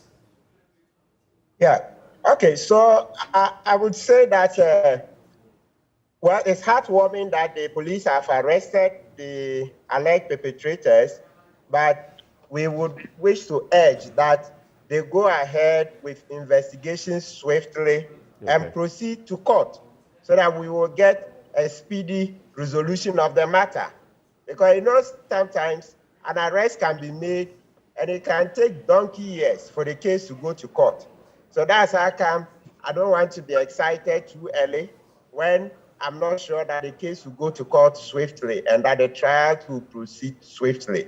So let's not start celebrating too much yet, but rather, if possible, you guys should continue to follow the story. Once you give it a lot of traction, it's likely to incentivize the police to see it through to its end, because they don't want to be seen not doing their work. That's my initial reaction. And I also, let's quickly add this, even though it belongs to the way forward. Right. But you guys should come together. Maybe you should do some behavioral change adverts, okay? Run them constantly on your shows about how we need to stop attacking journalists. We need to do that. Let's not wait that until the new attack comes in, then we will come and educate the public. Don't touch journalists. Don't touch journalists. No. Season in, season out. Let's have a constantly running advert, giving education. Okay. You see, Owusu Bempa was convicted some years ago. How many of the young people know that? It's possible these guys who attacked this journalist were not old enough, so they don't know that even Pastor Owusu Bempa was convicted. So take some of those tapes, the popular people who have been convicted for attacking journalists and all that, then put it into a form of a video clip, behavioral change clip, and then let's play. Okay, very interesting suggestion you have there. But hold for me. Let me bring in Mr. Lade, Samson Lade Anyanene. Samson, so I'm looking at a story here from 2020 on the back of the elections and how the JIBA, the Ghana Independent Broadcasters Association, had condemned attacks on media houses, and the members of the political class had criticized the media for allegedly doing the bidding of their opponents at the time. You put that side by side with what we see here, relevant because, again, you see some suggestion that this radio presenter was always, as per what Richard told us from the words of the MCE, was always going against what the MCE was doing or seeming to be in opposition. And here we find ourselves. Your reaction to this bit and the arrest as well. Yeah, so first, I'll join my seniors and my latest senior also in unequivocally condemning this act. And it is heartwarming, like Martin says, that at least the police have commenced action. We have seen this too often, except that we will hope, like Martin said, we need to push to ensure that the prosecution will happen and that the prosecution at least has police officers who are committed to it, or in addition to that, they have some lawyer who is watching brief and helping to do some of the leg work and, if you like, the intellectual work for the police to use. They will do the research, they will make sure they gather the evidence, they will make sure the evidence is properly preserved so that at the appropriate time, they will hand them to the police to use. Otherwise, we may see what we are too familiar with. Right. We have done matters where we had to start civil proceedings and then the criminal process, just doesn't move. The civil proceedings end. A year later, you get to discover that the criminal process, has terminated midway or nothing really happened. And the fact is that the private lawyer doesn't have any, control over the criminal process. It is the police, the prosecution, that is supposed to do that. Assault is clearly what you can see in this circumstance. And hopefully, if the case is established at trial, I'm hoping that the judge will exercise the discretion well. And because it's a misdemeanor, the judge will be entitled to punish them from 1 day or whatever it is to up to 3 years. I'm hoping that in this way, the manner in which they did it, the sanction can be the maximum, as in the 3 years, so that it begins to send some signals down there that this is wrong and ought not be done, causing damage to property. That is a second-degree felony. In the least, I'm looking that if it is established properly, maybe 10 years is too many years, but if that's what they have to suffer, they should suffer for it. Otherwise, we'll continue to have this impunity going on. The Constitution says in Article 24 that every person has a right to work under satisfactory, safe, and healthy conditions.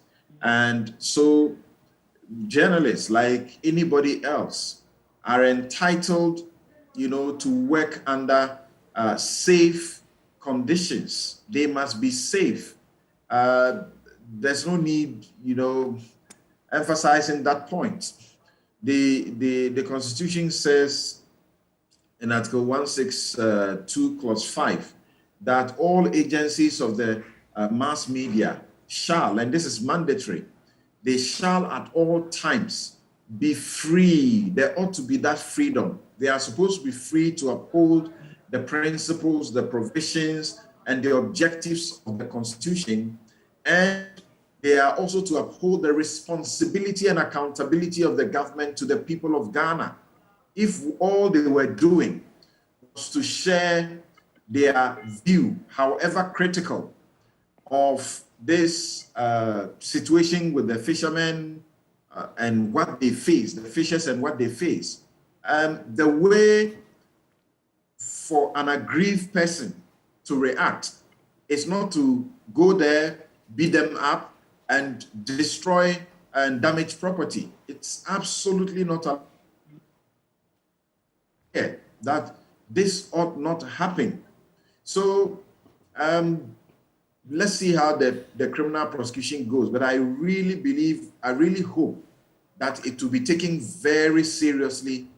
If they get any indication that it is not being taken as seriously as they wish, they are employers, and they shouldn't wait for pro bono work that, oh, we are looking for some lawyer somewhere to come and say, I'm going to help you. Right. They shouldn't sit there and wait and say, we are waiting on the GJA to come to us and do what? The employers, should take the steps to engage lawyers to file a civil process against the interference of their rights, interference with their rights to work, interference with their rights to expression, which the Constitution says that expression in Article 21, 1A, that expression includes freedom of the press and other media. These rights clearly, as we can see, have been violated, and there is an avenue to ventilate them, to assert and ventilate them. The way to do that is through a civil suit for the appropriate declarations and for some damages. Of course, over the period, we have not been excited about the quantum of damages that is awarded, but if they are taken through the process and they are vindicated in the end, that in itself is good. And so I repeat that. Don't sit there and wait. And sometimes, I don't know what some of the managers of some of these radio and media houses, what they know and whether they seek advice on the things that they ought to know. They just sit there and wait. We are waiting on NMC. Waiting on NMC to do what? If you don't take any petition to the NMC or complaint to the NMC, what are you waiting on them to do? We are waiting on the GJA. To do what? The GJA will issue a statement. Beyond that, what else do you want them to do? They may seek to bring pressure on the IGP and the police not to, drop the ball and to do their work, and to impress upon the Attorney General to ensure that these things, the prosecutions go on. Beyond that, what else can they do? And also issuing boycotts, which when they issue some of the times, we don't even comply as a media. We are not united. I don't know what's wrong with us.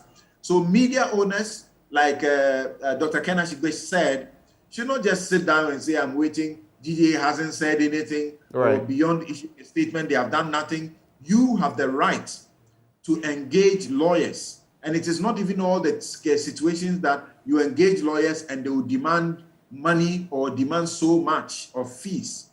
Engage lawyers, let them take up civil suits and vindicate your rights and get the people slapped with damages, and let the court make a declaration to the effect that they have done a wrong against you. Property is involved. You can get some specific compensation to, as it were, recover and replace the property that has been damaged.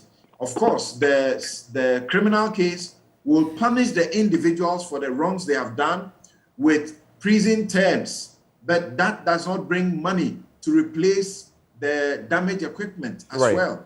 Okay, and that's a crucial point to make, because this is very expensive equipment. But just hold for me, Samson. Let me bring in Afilmoni. And per the statement that the GJA Central Region has put out, you're calling on the police to deal with this matter expeditiously. Only time will tell whether that will actually happen. But you also, and we can also reference another attack just this May, on the 2nd, on Prince Aqua, a journalist with the Ghana News Agency, while covering the Ejumako Enyan SCM NPP constituency executive elections at the Ejumako campus. He was basically filming an incident, a brawl, and he was attacked for filming that. So what are you going to do moving forward? Because the ball sort of is in your court now. Are you going to pick it and drop it somewhere? What is it? The NMC, the police? What is the GJA going to do after following this development? Certainly, yes, we will continue to sharpen our focus on this issue because it's not only a setback to media freedom, democracy, it's also a stain on our reputation as a country of democratic accomplishments in Africa. We are arranging a meeting with the Central Regional Police Commander and the party leadership in Cape Coast. So whilst we wait for the go-ahead to meet them in Cape Coast, we'll also urge the party leadership in Accra, the National Executive for the MPP, to take up this issue with all-absorbing attention and all-consuming seriousness. Because on many occasions, we have party hooligans take the road to their hands and visiting mayhem on journalists in their line of duty. We believe that this is unacceptable. And what worries us more is the fact that we all know the spikes are out for elections 2024, the flyer of activities by the parties who led the executive, their congresses here and there, all point to the fact that it's going to be very hectic between now and 2024. And we are disinclined to believe that what happened to Eric in Elmina, and then our colleague Apa in Ejumako are a portrait of what will happen when the tensions heighten when we get to the finishing line. So we are urging urgently the leadership of MPP NDC to roll out with all intensity a program to educate their members to keep their hands off journalists. And they should also be educated on the need to be tolerant, because tolerance, we all know, is the central tenet of liberal democracy such as ours. It's also an essential element for peace. But it is sad that political tolerance is on the wane, whilst impunity is on the rise. And impunity and tolerance don't belong to the same sentence. So if we are to see progress in our policy, see progress in civil discourse, then there should be a lot of manifestation of tolerance on the part of political activists and of course their supporters. I'll come back to you on some further developments because the Information Ministry has also been reacting to this. But let me bring in Blessing Eshen, the victim in question. Blessing, a very good morning to you. Good morning, sir. If you could speak up a bit. I know these are telling times for you, but please speak up a bit for me. Good morning. Thank you. How are you feeling this morning, even before we get into... By God's grace, I'm feeling good. What is your emotional state after, do you feel traumatized after this event? What I'm saying is, what has happened has already happened, and give everything to God. So Blessing, I'm still struggling to hear you. That's my only problem. What I'm saying is, right. What has happened has already happened, and we are managing. You are managing. Did you sustain any injuries? A bit, and what I feel now is when I breathe, I feel pain within me. When you breathe, you feel pain within you. So your chest area. Yes. So did they hit you? Just narrate to us how they manhandled you. On Monday, do you have a doctor's report yet? I was doing the show. A premise fuel has now become something. Yes, Blessing, right before you go on, sorry for coming in like this. I was asking, so what was the attack on you? Do you have a doctor's report, for example? Yes. I went to hospital and they have given me the necessary medication that I'm on course doing it. Okay.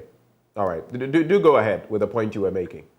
On Monday, that is my show at Perukua, and I was doing it. And on Monday morning, I went to the scene where the premise occurred, and I met those boys, Papa Jati, Kompo, and Michelle. Those are the boys from the camp of the MC. They are MC boys. I don't know whether they fetch water for him, they wash their clothes. For what I know, is his boys. So they went. When you say they are his boys, what evidence do you have to back that claim? What makes you think they are his boys? And invaded the place while they don't have canoe or anything, any gear that they work on it. Even the cars they use to get the furniture, they don't have them because they belong to that man. They are usually when they go there for some. And when I saw that, after everything, I went to studio and I was advising the MCE. But these boys, the fishermen are saying they are your boys. So if they are your boys, then every father has the power to take up for his children. So please, find them a job to do so that they won't invade the place. Or speak to them that they should stay at home so that you will give them something every month. That is what I was saying.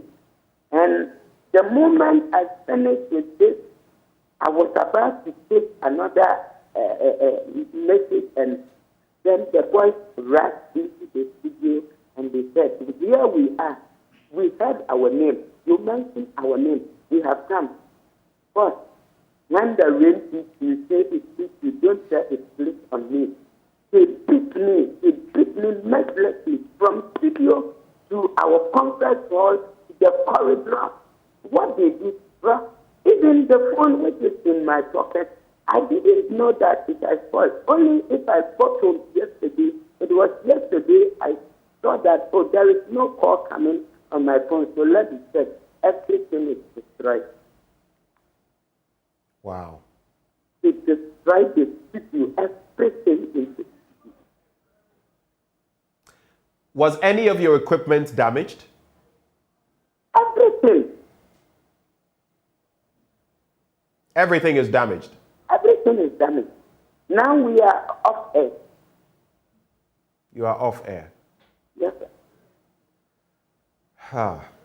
What would you like to see at the end of this? We've had the incident in Adan, on other radio stations in the past, now your radio station. What would you like to see? The two gentlemen have been arrested by the police. What do you want at the end of all of this? What do you want to see? I want the law to take its own course.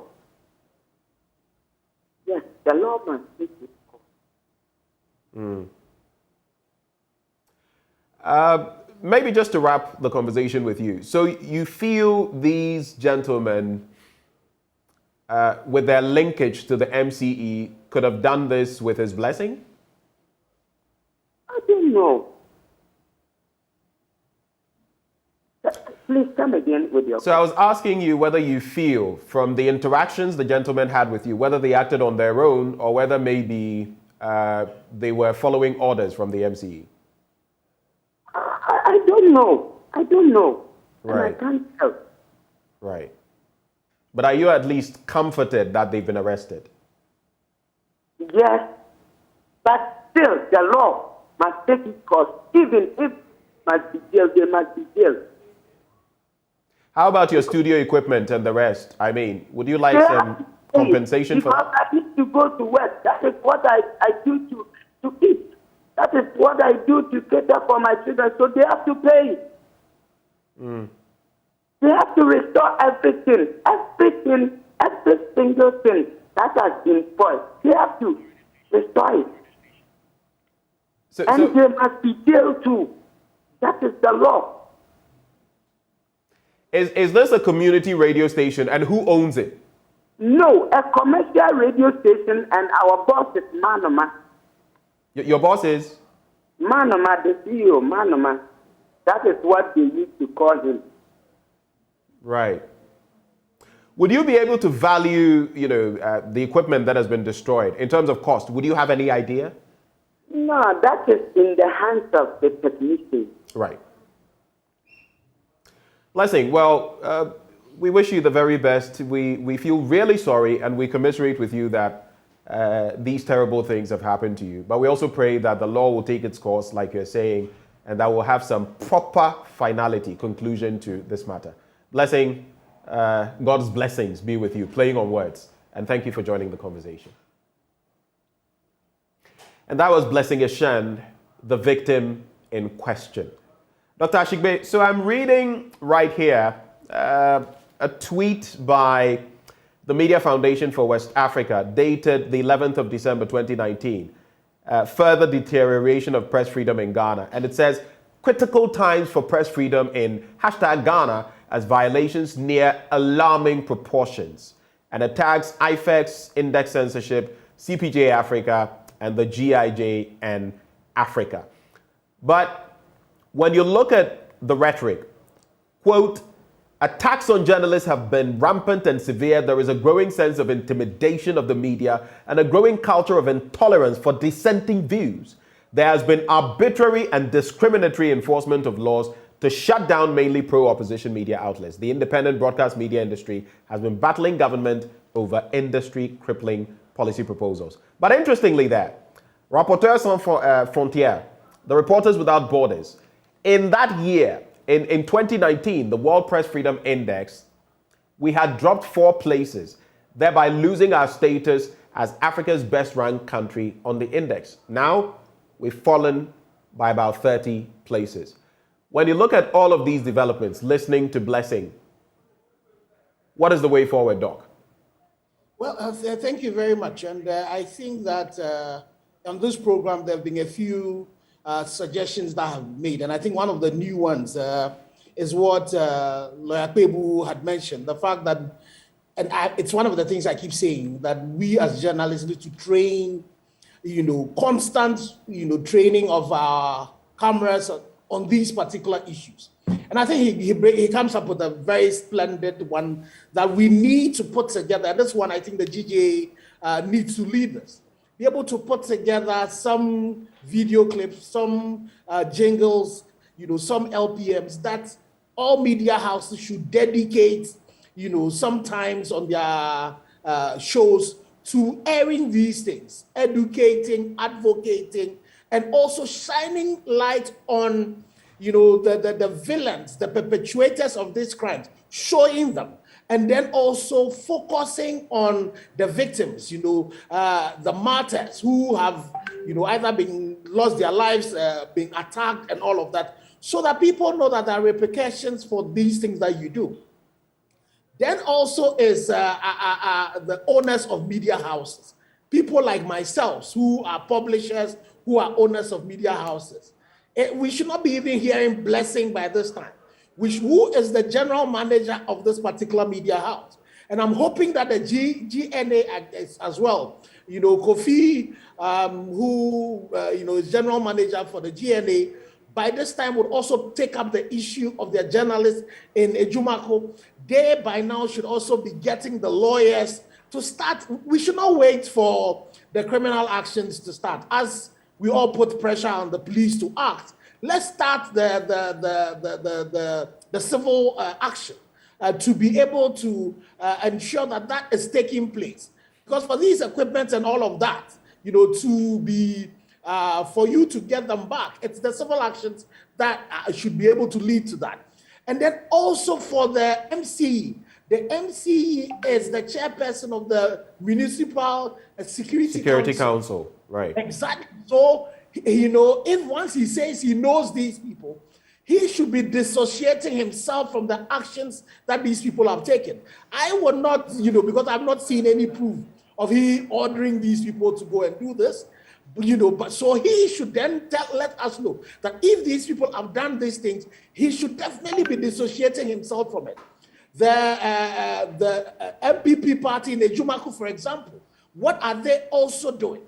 These things of attacks, we need to let the politicians know that if they will not provide us security when we come to cover their event, then we should be telling them that the political party in the Jumako, all the media should tell them that then all the activities till they demonstrate that they would provide security for journalists who come there, they will not report their event.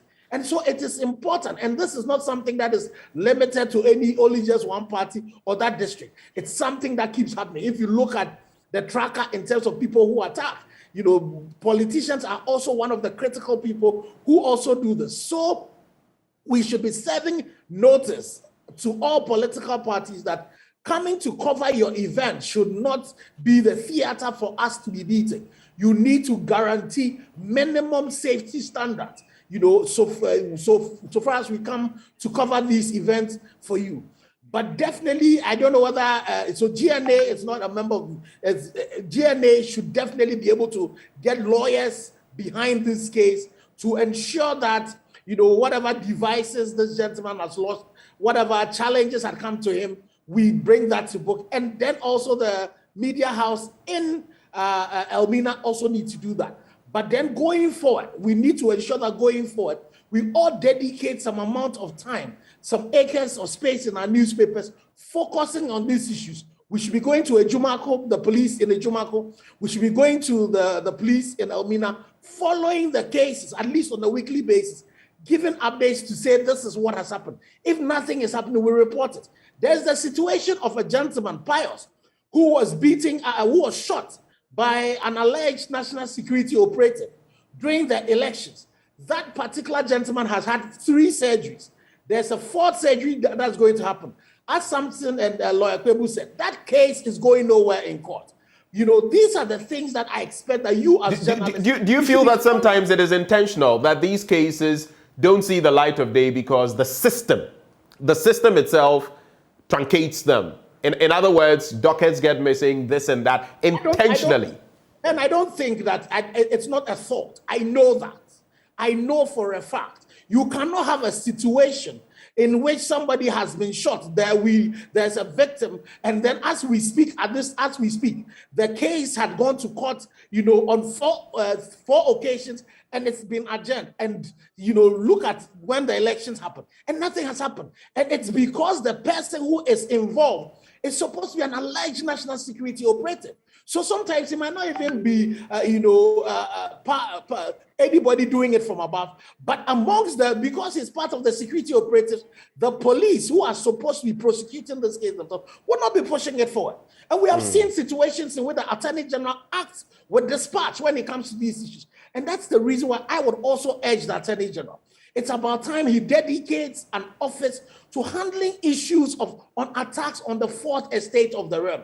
So when these issues come up, they take it and they act on it with alacrity. The alacrity that we've seen in other situations, we should also be seeing it in this particular case. And for me, I'm disappointed that has not happened, since we started this 1992 political experiment. We have not seen the 3 arms of government treat the 4 arms of the state as they would expect us to do for them when it comes to their issues. Doc, poignant thoughts. So referencing what the Information Ministry says, the Ministry of Information condemns the reported assault in no uncertain terms and urges the police to promptly investigate and prosecute the alleged perpetrators accordingly. That is what they say. For you, Samson, is this reflective? Because over the last couple of years, we've had over 100 incidents of such assaults. If you're to tally them, is this state failure? And are you hoping, do you have any hope that anything positive will come out of this arrest?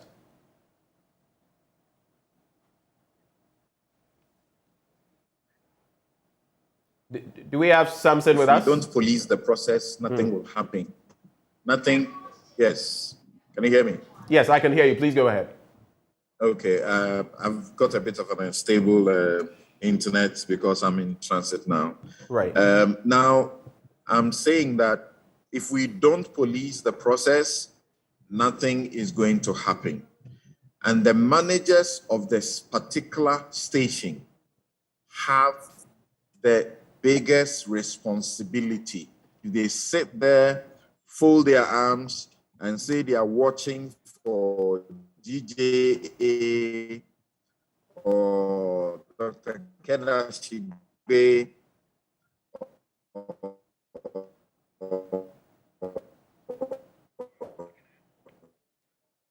Okay, it appears the connection is not too good.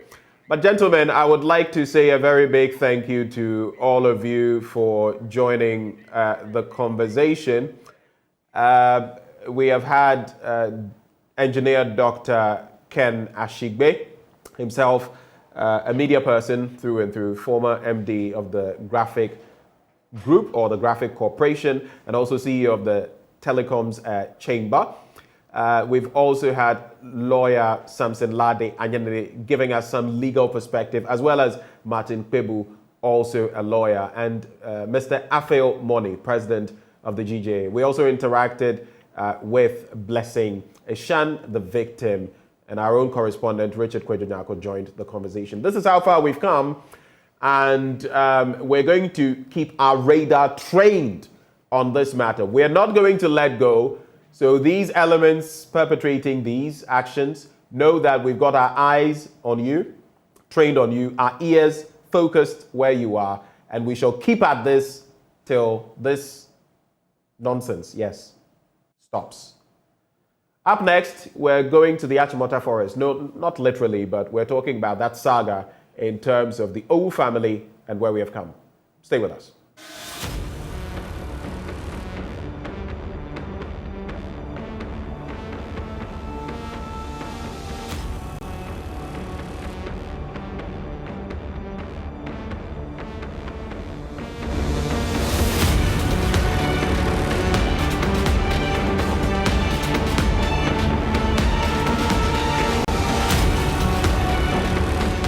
The lands were acquired, there were two acquisitions, the 1921 acquisition and the 1927 acquisition. The 1921 acquisition was a land acquired for purposes of constructing the Achimota School. The 1927 acquisition was a land which was acquired as an extension of the Achimota School. In 1930, the colonial government designated the 1927 acquisition as a forest reserve for purposes of plantation for fuel for the Achimota School, and which is what has become the Achimota Forest, the 1927 acquisition, which was converted in 1930 as a forest reserve. In the 1921 acquisition, compensation was paid. The 1927 acquisition, there is no evidence of payment of compensation. In addition to that, not all of the land was used as Achimota Forest. As we know, a lot of it has been encroached upon. For instance, Gimpa, as we know it today, is within the 1927 acquisition. The Forestry Commission headquarters is within the 1927 acquisition. The Earthquake Monitoring Center is within the 1927 acquisition. So is the Forestry Commission accommodation facilities in the 1927 acquisition. And private individuals have also been engaged in developments within the 1927 acquisition. So sometime in 2007, the Owu family petitioned the president of the time, President Kufuor, on two grounds. The first ground being that compensation had not been paid for the 1927 acquisition. And the second ground is also that the land is being used, part of the land is being used for purposes which is at variance with the original purpose for which it was acquired. And as you know, the constitutional provision, specifically Article 20 of the Constitution, makes a pronouncement on that. And therefore, some of the land, the unused part of the land, be returned to them. The matter is traveled to President Mills, President Mahama, where even President Mahama's time, three leases were executed in favor of the Owu family, and all the way through. And this government is giving effect to the arrangements which were made by amending the Cap 157, which is the Forest Act of 1927, to de-gazette the peripheral portions of the Achimota Forest, the part which is not being used as a forest reserve, for the Owu family. So for clarity, are you giving the entire forest back to them? Because no, we're not giving the entire forest back to them. We're giving the peripheral portions of the Achimota Forest to them. The Achimota Forest will remain intact. As a matter of fact, we are in the process of reforesting the Achimota Forest. We've been planting trees in the Achimota Forest. Money has been voted for the reforestation of the Achimota Forest. And we intend to even do more, and hopefully in the not too distant future, turn the Achimota Forest into a forest enclave in a livestock of Hyde Park in London, Central Park in New York. So on the contrary, we are seeking to preserve the Achimota forest. And both instruments, the EI 144 and EI 155, were all promulgated solely and specifically with provisions to protect the Achimota forest. So on the contrary, the Achimota forest is not being sold. It cannot be sold, and President Akufo-Addo will never sell the Achimota forest. So you heard there Samuel Abu-Jinapor. He is land minister, and we're going to try to digest and understand all that's been happening as regards the Achimota forest. This has been coming a long way.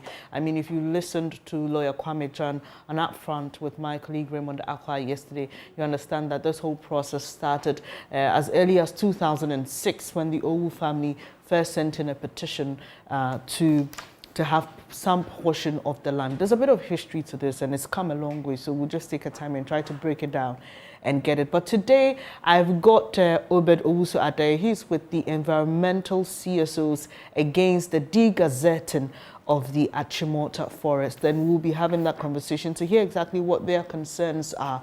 It's a pleasure to have you here this morning. Thanks for coming. So let me take your initial comments. We've heard from the previous government. We're hearing from the current one.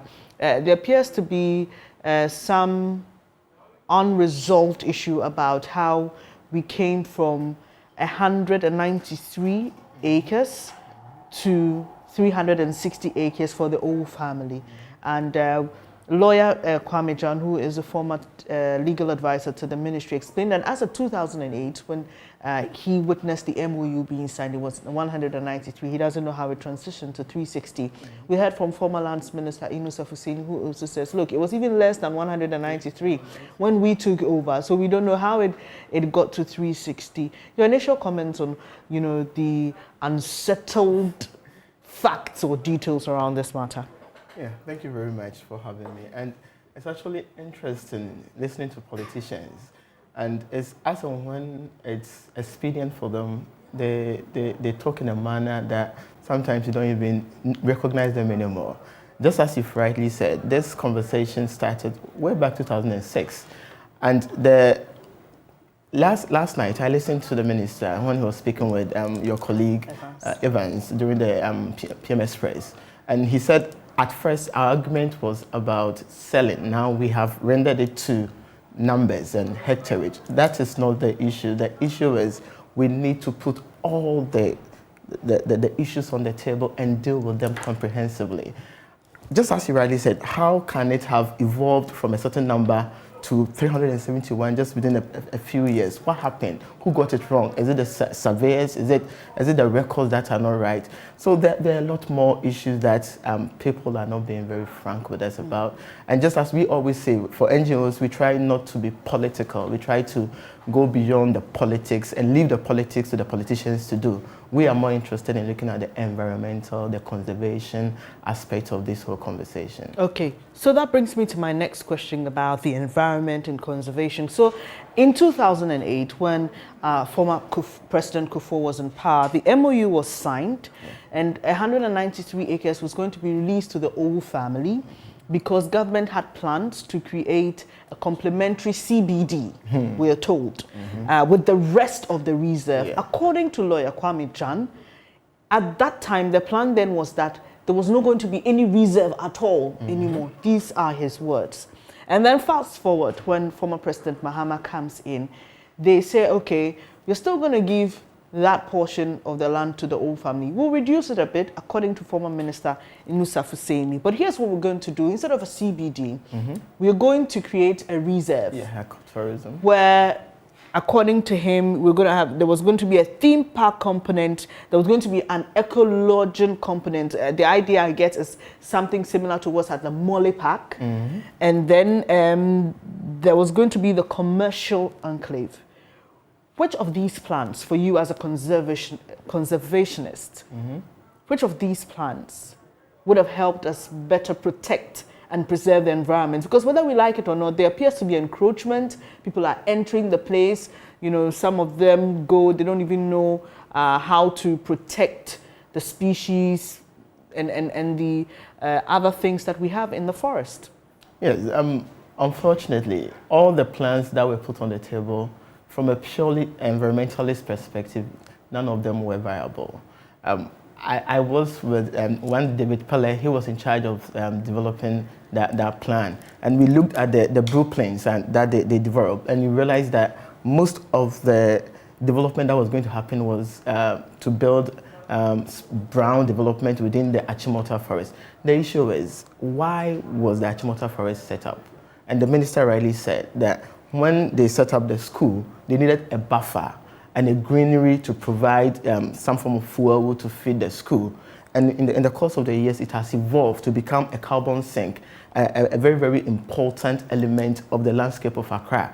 Why would you want to diminish the environmental aspect of it and transform it into whatever kind of development that you want to do? Once you do that, you diminish the purpose for which it was set up. And so that has always been an argument that whether it was a theme park, whether it was ecotourism park or whatever that they intended to do, it all defeated the purpose for which it was set up. It was set up as a protected area to be kept for the environmental benefit that it gives. So all those options for us as environmental NGOs were not on the table for us. They were all not going to work. I'll come back to you. Let me go onto the phone lines and speak to Alhassan Suhuyini. He's a member of the Lands Committee in Parliament. Thank you for your time this morning. So I'm sure a lot of people have heard all the angles, probably all the angles to this story. But moving forward, how do we handle this? So we hear from the current minister that they will no longer honor that agreement between the former President Mahama administration and Aking's capital. And they say they are not persuaded by the whole theme park, argument. So where do we move from here? We are hearing from the environmentalists who think that both sides, I mean, former President Kufuor's plan, this current plan, it doesn't work for them. So where do we move from here? Mr. Suhuyini joins us via Zoom, rather.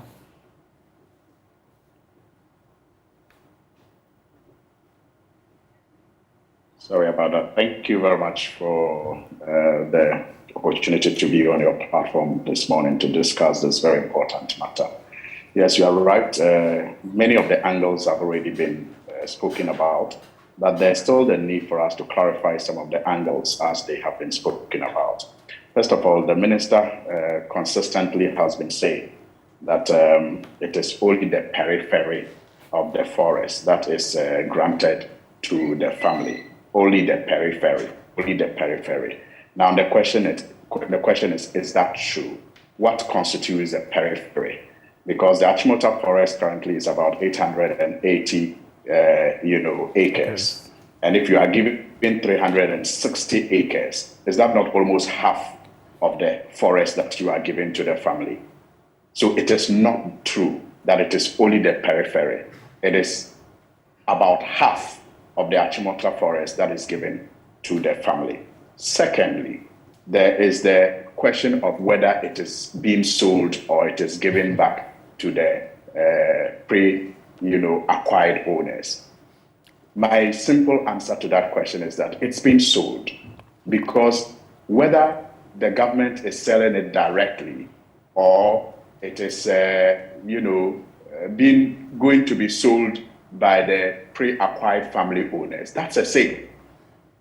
Because the pre-acquired family owners will not keep the 360 acres as a forest reserve.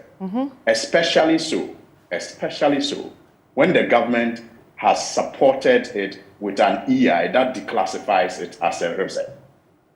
The family will have no business keeping about half of the forest that has been given them as a reserve. They will sell it.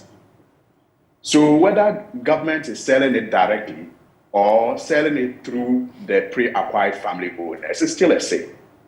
And we are talking about half of the forest and not just periphery, as the minister and those in government wants us to believe. So those are the issues that have to be clarified. Then secondly, there are questions that have to be asked. Why did the government issue the EI 144 to declassify the forest? Why? The answer I have to it is that it is to give those who will acquire these parcels of land from the family, some of them may even be government officials, the opportunity to put up all kinds of, development that may not be eco-compatible. So people can even put up factories on parcels of land they acquire, from the 360 that has been given to the family now. And the activities of that factory, whether it impacts the about 50% of the forest that is left or not, the government will not give a toss. So when you back the decision of, increasing when you back the decision of handing over this portion of the forest to the family with an EI that declassifies it, what we are saying is that you are giving them the free hand to carry out any kind of development, whether that development impacts the about 50% left or not. And that, for us in the minority and in the NDC, is just unacceptable, because the forest remains the only green belt that we have in the greater Accra, in Accra, in the city of Accra now. It remains the only green belt that we have in the city of Accra now, serving as a carbon sink, attracting or absorbing the carbon dioxide that through our activities as, city dwellers we generate. And so if Accra is polluted today, the air of Accra is polluted today, you can imagine what's going to happen 10, 15 years down the line, when about 50% of the Achimota forest becomes a concrete jungle. And that's what it's going to become. That's what it's going to become, especially when the development that is to take place there is no longer supposed to be guided by, the regulations that govern development under a forest reserve. The second question, apart from why the government had to back the decision with an EI, is why increase the acreage? Why increase the acreage? In fact, my first question as a citizen, is even about why the government has to even accede to the request of the acquisition family owners. 2008, when that whole thing started, I don't think the government of the day should have agreed to return those parcels of land to the family. But that has happened. A lot of water under the water. The previous government, a lot of water under the bridge. The previous government had to continue with it on humanitarian grounds, we are told. But if you look at the reserves that we have in this country, about 265 of them, none has been acquired and compensation has not been paid for any of the reserves that we have. So when you begin to treat the Achimota forest, which fortunately is the only forest that was acquired, and part of it had compensation paid for it differently, and you have family owners getting back some portions of the land, in this case about 50% of the forest, what message are you sending to the other landowners across the country who have their land being used as forest reserve? What message are you sending to them? Are you not giving them the idea that they can also begin to demand parcels, portions, or the whole of that forest to be returned to them for whatever development they also want to do? So for me, the first mistake happened in 2008 when even the government agreed to give the family these portions. But that is history. It's a lot of water under the bridge. So back to my initial question, Mr. Suhuyini. Where do we move from here? We've heard from the sector minister who says he's not going to honor that agreement with former President Mahamad's administration and Akins Capital Limited. And so, what next? You're a member of the Lands Committee in Parliament. What exactly is your committee looking to do with this issue? Well, when Parliament resumes, I'm sure together with my colleagues, we will interrogate this matter further. We will discuss it with the Forestry Commission and all the other stakeholders. We may even want to have a meeting with the whole family as well and the ministry, because we need to understand why, for example, the acreage had to increase from about 140 or less to 361, which is about half of the forest. I keep insisting. And so it's not the periphery. And we believe that we all know that the forest has been encroached upon for some time now, and there are a number of activities taking place there. So it was that, threat to the forest that the previous government sought to address with the idea of an eco park, program. And all over the world, I mean, you can check it out. South Africa, Kenya, one of the best ways of preserving forests, especially those that are located in cities, is through the eco park. Because when you leave it without, maximizing its utilization through, the eco park project, it becomes subject to some of the encroachment and some of the misuse and abuse that we see people are living around the forest subjecting it to. But when you manage it through the eco park policy, you create jobs, you preserve the forest, you also impact the local, economy of the reserve. I mean, the area, the people who would have encroached upon either for wood, fuel, or other, reasons, begin to also get a share because it is now managed on behalf of the family. But if this government is not going ahead with that program, all I will want to see is that they come up with a superior program that will preserve the forest so that it continue to serve as a carbon sink, but not this idea of returning it to their family and backing it with an EI that will turn the place in the next couple of years to a concrete jungle.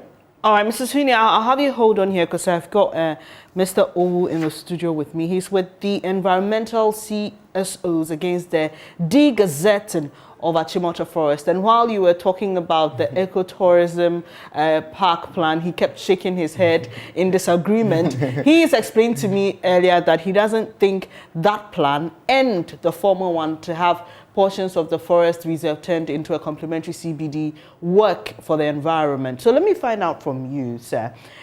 Are you totally averse to the idea of an ecotourism park, or it is the plan that was put on the table that you don't agree with? Just help us understand. Yes, we saw the plan. We saw the blueprints. We saw the maps. And they had proposed to do what they call 30% brown development and maintain 70% of the greenery. And we felt it didn't work. It didn't work because the numbers were not adding up. There is no way that they were going to be able to recoup their investment when they do only 30% brown development and hoping that people will come and patronize the park and get the money back. So indirectly, it just didn't, the mass wasn't there. Alternatively, and I think Honorable Sohini is making comparison with South Africa. There are other good examples. Why can't we use that? Look at the Central Park in New York or the Heights Park in London, where it is purely a nature reserve, a nature park, and you don't have all these brown developments in them. People go in there and have aesthetic kind of values and other things. Those are viable, and it shouldn't always be about what will come out of the place, physically or monetarily. But it should also be about the aesthetic, the kind of things that it does for the community. And we are saying that per the blueprints that we saw, the ecotourism didn't add up, and the concept of having a CBD. It could be viable, but there needs to be detailed information on it. What are the terms and conditions that will come with it? What we are proposing is that originally... Do I get the sense that Can I? Mr. Sweeney, just give me a minute, please. Just give me a minute, please. Do I get the sense that you prefer a CBD to an ecotourism park? Yeah, I think that is a better option than the ecotourism park. Having a central business district? No, and then that is a different explanation of CBD. Because we're talking about conservation of biodiversity. No, that's not it. So they wanted a central business district. So they wanted a complementary central business district, like what we have in Accra, and moving it. Yeah, that's why I just needed to clarify that. CBD, we thought the CBD of, environmentalists, I see CBD and I see conservation of biodiversity. No, that's not it. Mr. Suhini, please, let's hear you.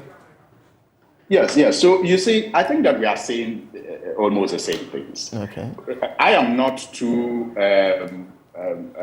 fussy about which way to go in terms of preserving the forest. My focus, and I believe the focus of the NDC, is to preserve the forest in ways that we can continue to enjoy the ecological benefits that we enjoy from it. So if we are going to do that through conservation by the CBD that he refers to, and not the central business district that you referred to, it's all well and good. If we think that is the best way to maintain the integrity of the forest, the ecological integrity of the forest, I am all for it. But I am saying that the eco park policy, for now, in terms of what will preserve the forest, was the best that was on the table. It can be replaced with a better one, I agree. But until I see that better one, in the scheme of things as we talk now, developing the area into an eco park seemed like the best idea. And I use South Africa and Kenya and others because they're African countries. But I agree with him when he talks about the one in London and all of that. Those are the examples we should be comparing ourselves with and looking at how we can also achieve that. And not this idea of declassifying about 50% of that, the land, and giving it to the family. That will perhaps, in return for a favor, sell it to some of us behind the back doors to put up concrete jungles. It is not the way but that's very but what you just said is very speculative, right? We don't know that for sure. But I mean, there's I was also very speculative about what I said. Okay. I said that it is, but you can't run away from it. No, of course I mean, not. people are the family definitely will not keep the land as a forest reserve, especially when government has asked them not to do so by declassifying it. Okay, they so will sell it to individuals. And the individuals will include politicians. So to the point of declassification, so Lawyer Kwame Jan says, look, I don't know what the issue is with the declassification. I don't know why people have an issue with it, because it's legal. It's in the law. So, I mean, on that score, so how do we manage this legally? Because I'm looking at 50, 100 years from now. And let's not forget that this whole thing has traveled through different governments. Okay, so clearly every government has had something to do with it. You said that you had to continue with the MOU on humanitarian grounds, as was done by former President Kufuor's administration. But let's look forward. 100 years from now, how do we ensure that the Achimota forest is untouchable from the legal perspective? Yes, so the way to ensure that, maybe because you raised the issue of we continuing on humanitarian grounds, I may have to just give you a little background that I've not heard in the narration. So when President Kufuor gave the family about 90 acres, I am informed by the people who worked with the issue closely when the NDC came into office that the part that was given to the family initially by President Kufuor's administration was the core part of the forest, and that it was also central to the eco park, policy that the NDC government wanted to pursue. And so they had to negotiate with the family to relocate them. And I'm talking about the Noga Hill area, adjoining the motorway. That was what was allocated to the family. And the government of the day thought that it was core to the forest and central to the eco park program that they intended to pursue. So they had to renegotiate with the family to relocate them to the Abofu area, which had already been encroached upon to some extent. And the family raised the issue of the encroachment and others. And also because of that, demanded that if they were going to be relocated, the acreage should increase a little. And I understand about 20 acres were added to it, making it to taking it to about 140, 180 acres. So on that humanitarian ground, it was granted to them. But the core part of the forest was preserved for the use of the eco park, which my friend in the studio disagrees with, that it's not the best idea. But until we have a better one, I still think it's the best way to preserve the Achimota forest 30 years, 40 years, 50 years down the line. And yes, Lawyer Kwame Jan says that what the president has done is legal. Absolutely so. But he has done it on behalf of the people of Ghana, and it is supposed to be in the interest of the people of Ghana. But if we see the present action not to be in our interest as citizens, that is why we must rise up to let the president, let our voices be loud enough for the president to hear that this action you have taken, which is legal under Cap 157, Section 19, it's not in our interest, and we do not agree with you. And so we think that you must reverse the EI so-called. And that is the demand that we are making. So, Mr. Sohini, let me the just... president must go back to the drawing board. Yes, the law empowers him to do what he has done. Because, but interestingly, something about the law, it says that the president may, cause for the cessation of a portion, I'm just paraphrasing, of a forest, not to no longer be a reserve. But the question is, what triggers it? The president, he must be giving us reasons why he has decided to reclassify the forest. There must be something that he's not telling us. Okay, Mr. Sohini, now let me just clarify my question a bit. So you've said that the president does this on behalf of the people, and so he must take the interests of the people at heart when he's making such decisions. But quite recently, we've seen there have been occasions where the people have really pushed against things, but government has found its way, and that's why I'm bringing it back to the law. How the document that gives him the powers to do what he does, should we be looking at some, reforming the law? Should we be looking at that so that we know for sure that there's no way anybody can touch the Achimota forest without the consent of the people? But how will that happen if it is not going to come from the people? I think that over the years, I'm sorry to say this, but we have become very dormant, very docile, and inactive in our governance system, that we allow politicians to get away with murder. Because if we all agree that some actions are happening which are not in our interest, we should not sit back and think that the responsibility to correct what is happening lies with only those who stand for elections and perhaps get elected to go into parliament.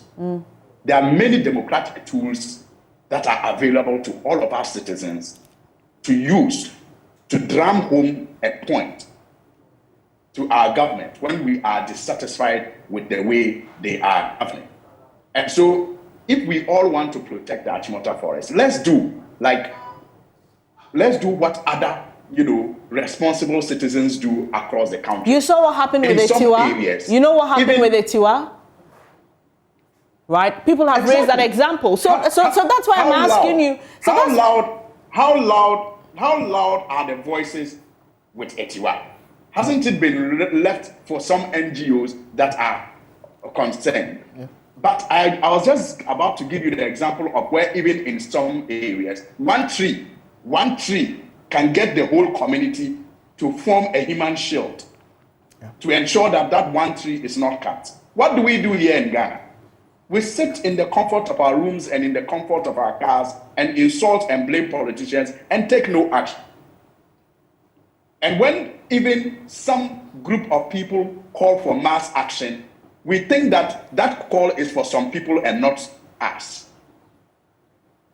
How will we get our governments to take us seriously when we say that they are taking decisions that are not in our interest? Because by the constitution of our laws, for even the law currently, Cap 157, to change, it has to come from the president and his minister of lands. They have to propose the changes. It is when they propose the changes or they declare the intention to make changes and bring it to parliament that we will now have the opportunity as parliamentarians to contribute to it, to reject the changes that they are proposing, and to fine-tune it in a way that we think will represent the best interest of Ghanaians. But the initiation of it has to come from them. And how can we get them to initiate the change that we require in the law? Through mass action, like our forefathers did. They didn't even have laws backing them to kick against colonialism, but they went out there on the streets. The market women went out there and made it clear to the colonial government that they wanted self-government. That is what we are lacking in this generation. We sit in the comfort of our rooms and write on Facebook and Twitter and express our frustrations, and we think that's all. We can do much more. So if we want the law to change, so that, Section 19 that says that the president may, it's just a one sentence, that he may just decide that this forest, I don't want it to be a forest preserve again. If we want that to change, and maybe we now want the president to give us reasons, do consultations, that will be representative enough. Let's begin the mass action now. And that will force the president and his minister to come to parliament with a proposal to change the law. And there again, we must get active as citizens to craft the law in the way that we think would protect the forest for this generation and future generations. Until then, we will just lament. And perhaps even unfairly criticize, some people that we do not like that much and think they are not doing their work the way they should be doing it. Mr. Suhuyini, let me take Mr. Owusu-Adai's thoughts on this particular issue. So clearly he says we are not a people who are concerned about our environment as we are concerned about other matters. And he's not too wrong to say that. And for a minute, I was impressed with some of the utterances that he made. And he's speaking some of the things that we have been agitating for. I'm part of the case in court against Atiwa, mining of Atiwa. I'm the fifth plaintiff. And we were trying to mobilize the country to stand up against some of these things. And it's refreshing hearing him as a lawmaker holding that position. I hope that when it comes to Parliament, he will speak with the passion with which he's speaking on TV, the same passion. Or maybe have the MPs also mobilize their constituents. How about that? Yes, wouldn't it be an easier approach, yes. Mr. Suhuyini, if you had to get your constituents, Well, so that is the point I was making earlier about us thinking that everything in this country should be left for some people to do. No, I'm just saying. So can you imagine the power? Can you imagine the power of your radio station? How you mobilize people to eat KK on weekends? If you mobilize them to go to Etiwa. Yeah. We were quite heavy on Etiwa. And to be fair, we were very heavy on Etiwa. And I remember then on News Desk, I hosted some members. No, I'm not saying you are not. I'm not saying you are not. What I'm saying is you are asking for mass mobilization. You believe that the Etiwa must be protected as a media house, just like you are suggesting that the MP believes so the MP should mobilize his constituents. I'm saying it is a fair request, but let's do it together. Sure. Let us mobilize our constituents and let the media houses, for example, mobilize their constituents, and the NGOs will mobilize their constituents, and then that mass action will force our government to take the decisions that we want them to take in our interest. But let's not think that we are a media house, the MPs should mobilize their constituents. No. Definitely not what I meant to say. But let me just get Mr. Owusu-Adai's comments on that bit as well. So clearly a people we've allowed, so now there's Tiwa, we allowed it to slip, and here we have Achimota Forest before us. How do we go about this? Because like he said, going the legal way may be quite difficult. I mean, looking at all the angles that need to be exhausted. So how do we go around this whole Achimota Forest saga? I think we can take inspiration from what the president said during his inaugural statement, that we need to be citizens and not spectators. So, and being citizens means that when we see wrong, we need to speak against it. When we see wrong, we need to use democratic processes. And of course, mass mobilization is one of those options, but there's also option of going to courts and using the court systems. But I think Mr. Suhuyini made 2 points. I think it's very important that we try and deal with those 2 points. The first point is about having Achimota Forest as a reserve. Then the second is, what do we do once we have secured it as a reserve? I think we need to decouple those two. Let's see how we are able to stop the president through the minister to stop the cessation of part of Achimota Forest to the Owu family. Once we are done with that, then we can have a consensus, a discussion on what are the best options for Achimota Forest, so that we better manage it for the betterment of the population. Absolutely. But, yes, sir. Thank you, sir. Now, having said that, there are a lot of roles other stakeholders can play. The media can play a role. Giving us the platform to talk about this is one of the roles that you can play. Being an MP, raising some of these issues, serious questions on the floor of Parliament for the minister to come and answer is also a role that they can play. For us as NGOs and civil society organizations, we can begin to speak about these things both in the local media and also take it into international platform and have, we have signed several international treaties and conventions, and we are still looking through some of those things to see how we can invoke some of those commitments that we have made on international platform. I was with the minister in Glasgow and we showcased Ghana beautifully with Green Ghana and all that. What is the sense, pardon my language, of cutting down over 370 acres of land, of forest, and then in 19 days going to plant 20 million trees? What is the logic in that? So we should all look at this, just take 2 steps back and see, is it in the interest of Ghana to give this land to the old family, for them to mow down the forest and use it for their brown development, or it will be better preserved and redeveloped probably as a more sustainable nature reserve in the heart of Accra? I think the latter. We've run out of time, but I'll just give you 1 minute to answer this next question for me. So while we are at this, how do we protect the forest from encroachment? Because whether we like it or not, it's happening. That is true.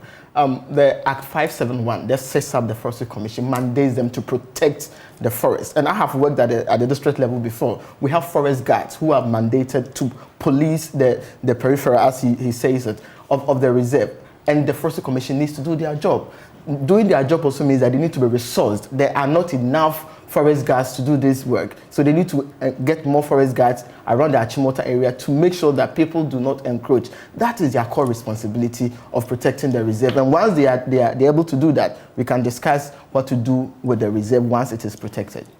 I appreciate your time here, gentlemen. Alhassan Suhuyini is member of Parliament and also on the Lands Committee in Parliament, and Obado Usada is with the environmental CSOs against the degazetting of the Achimota forest. I don't know what you have to say, but definitely would like to hear what you have to say about this development and others that we've been discussing since the program started. So don't go away yet. We will come back with our Citizens Microphone where we have to hear what you have to say about these trending issues. Do stay.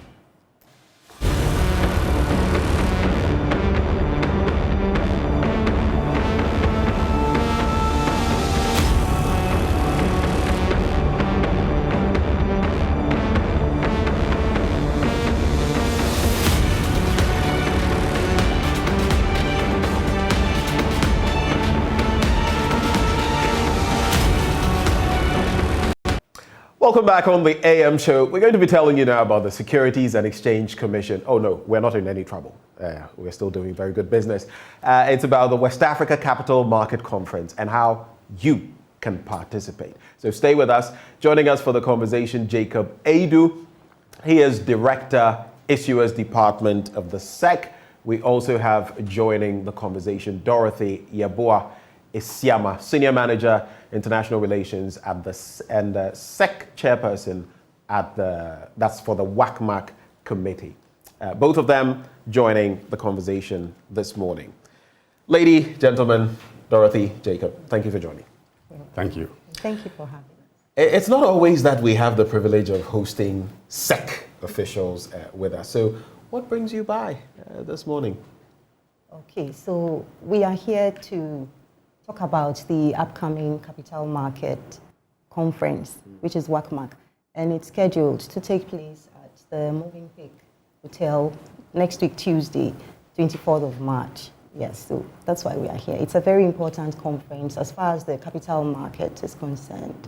Yeah. And of course, the SEC would always be looking at capital market transparency and all of that. But it's a 2-day event, more or less, isn't it? Yes, it's a 2-day event, but the first day is a closed workshop. So it's not open to the public, but the second day it's open to the public. That's the 24th. Yes. So tell us about this West Africa Market Conference, Jacob. Why this conference? We've had one before, haven't we, in the Ivory Coast? Yes. And this is the second. Yes. Tell us more about it.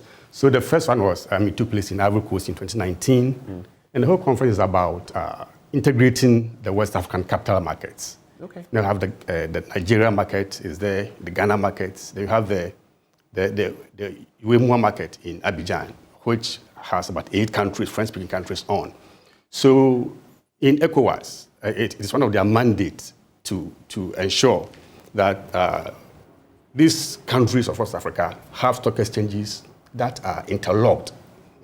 So they give opportunity to everybody, every citizen in the region to be able to buy, sell shares, invest in any other country's securities. So that is what the 3 countries, Nigeria, Ghana, and Crepame, have been doing over the last 5 years, seeking to integrate our markets. So depending upon where you are, you can be in Nigeria, buy stocks in Ghana, can be in Ghana, buy stocks in Nigeria, and Ivory Coast, and all that. And this is what we want to showcase, yes, to the world, how far we have come since we started that program or project in 2015. And this interlocking, it also feeds into the ECOWAS agenda, doesn't it? Exactly. Our economic community, which is not tapped into as well as we ought to. Actually, ECOWAS have what we call the ECOWAS revised treaty. And Article 53 of that treaty actually mandates or underlines this activity that the capital markets are trying to undertake. Yes, so it's one of the mandates of the ECOWAS Commission. I am interested, very interested, Dorothy. What more should we know about this West Africa Market Conference that is coming up? First day, closed event, but on the second day, that's the big one, isn't it? Yes. What can we expect? Okay, so on the second day, there will be presentations, but before that, this year's theme is deepening and strengthening capital markets across West Africa through effective regulations. So there will be presentations, there will be panel discussions, and we would have a Q&A session for participants to ask questions and seek clarification where need be. And participants should expect that they will be hearing from people like Mr. Kobe Benson-Achel and Ms. Marianne Olsen from US SEC, Mr. Ajini Achuma from Access Bank, and a whole lot of very big industry players. People are coming from Morocco and all of that. Yes, please, from Morocco, AMMC, that's their capital market regulator. Right. Yeah. So this is global. Right. And we all get to participate. Yes, well, at least you'll be telling us about the participants shortly. So on the main day, who can participate? Jacob, if I can throw that to you. Yeah. On that day, we have the Minister of Finance, for instance, coming. We have, in fact, His Excellency, the Vice President himself coming. Okay. We have the Director General of Ghana Stock Exchange, of the Ghana SEC. We have the same for Nigeria. You have the MD of the Ghana Stock Exchange, Mr. Fedi, and many other capital market operators. High-powered event. Very high-powered event. Right. Yes, and these are, all coming to discuss the pertinent issues that we need to do to make sure we actually have a well-functioning integrated market. In fact, if I should add, the first trade we had was between Nigeria and Ghana in about 2015. And now I want to move onto a higher stage where, you can be licensed by the West African Association, and you can trade wherever you are. You don't need any permission from Ghana broker or Nigeria broker, but we will license you as a West African broker. So it doesn't matter, you're Nigerian, you're Ivorian, you're Ghanaian, exactly. You're a West African broker. Exactly. You can trade. Yes, because we have the rules that will empower you to trade from wherever you are. And so if, for instance, a big firm or even government needs huge sums of monies in Nigeria, you can be in Ghana and participate. So it's a opportunity for our institutional investors, you see, to have a wider avenue where they can have investments that are very, good and sound. Just to give some more perspective to this, how different is that from what we have had? Okay. Previously, if you're in Nigeria, you trade in Nigeria, you buy shares in Nigeria, invest in Nigeria. If you're in Ghana, you do same in Ghana. If you're in Crepame, that's Cote d'Ivoire, you do same there. So you're restricted by your grouping by geographical boundary. The CREPMF that you're speaking of. So a number of Francophone countries were in there. Exactly. You're restricted to that group. Exactly. That market. If you're in Ghana, you're restricted to Ghana market. But now this changes this changes the dynamics. In fact, we have 3 phases for this integration. Okay. In the first phase, a broker in Nigeria will just have to have an agreement with a broker in Ghana so that that broker in Nigeria can trade in Ghana through the Ghana broker. But we are moving on to the second stage. In fact, this is what has been happening apart from when you are restricted. Now, what we're going to have is you are in Nigeria as a broker. You are in Ghana as a broker. You are in Cote d'Ivoire among that 8 countries over there. Now, the West Africa will give you what we call qualified West African brokerage license, okay, where you don't have to now come and sign agreement with a Ghana broker or Crepama broker. You can be there, and through technology, because you have pre-qualified you. So if there are stocks on the Ghana markets that you are interested in, and you are in Nigeria, you just, through technology, you go through the systems, you buy whatever you want. If you're in Nigeria, you can do so in Ghana and all across. And that is what we want to be as an integrated market for West African capital. Looks like through these we'll also be actualizing the AFTA, wouldn't we? Yes, yes. The Africa Free Trade exactly. Agreement. But let's come, Dorothy, to who can participate and what is in it for anyone who does participate. Okay, so anybody who is interested in the capital market can participate. So investors are invited, financial sector players, they can also participate, capital market regulators can also participate, and even government officials, they can all participate. So it's we're basically... going to have a number of them there. Yes, please. So it's open to anybody who is interested in the capital market, yeah. But how exactly can they do this? Okay. What processes do they follow? Is it just a walk-in? What should they know? Thank you. So you can walk in on the day of the conference, you can walk in and then you register. However, you can also go on to the website via this link, www.wacmac, which is wacmac.sec.gov.gh. Okay. And then you register. I would have you go over that. So. Okay, so that is www.wacmac, which is WACMAC. WACMAC Okay. 21. WACMAC 21, yes. Okay. .sec.gov.gh. So when you go there, you can register. And for people who want to attend in person, they would pay a fee of 770 Ghana cedis. Okay. But the opportunity is also there for those who want to join virtually online. They would pay a fee of 385 Ghana cedis. Okay. Yes. However, if anybody misses out on the link that I have given out, you can always call the SEC or send an email to the SEC and then we would help you. But you can also walk in on the day of the conference and then you pay and join. Yeah. And of course, it's very easy reaching the SEC, even if I don't know whether a number will be given at a point, but I just went online and SEC and you'll get numbers there that you can call. So very simple process. So those who are going to be joining virtually, 385. 85, yes. 385. Yes. Those who will join physically, did you say 720? 770 right. Seats. Yes. Okay. Yeah. So that is how you can participate in this all-important event. I also heard you say WACMAC 21. Of course, it's a biennial event. Right. Last one in 2019. Yes. So this one is for 2021. Yes. But we couldn't hold it in 2021 exactly. because of COVID. Yes. That's why it's been moved to 2022. Yes. Jacob, maybe more on what people can expect as they come through. High-powered, yes, but what can we expect beyond the personalities? What should we look forward to on D-Day? Okay. So the conference is a West African conference, but SEC is Ghana hosting the conference right. on behalf of the other colleagues. And as I tried to say earlier, we are going to showcase what has been done so far under integrating West African capital markets. Investors all over will come and share their experiences. You know, we have other integration models. For instance, East Africa has one. You have the EU super model. So people from all these areas will come and share ideas how we can make ours also very workable.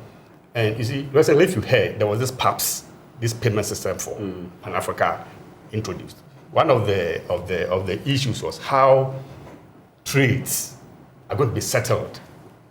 You are in Nigeria, you are in Ghana, you know how ECO has a big delay.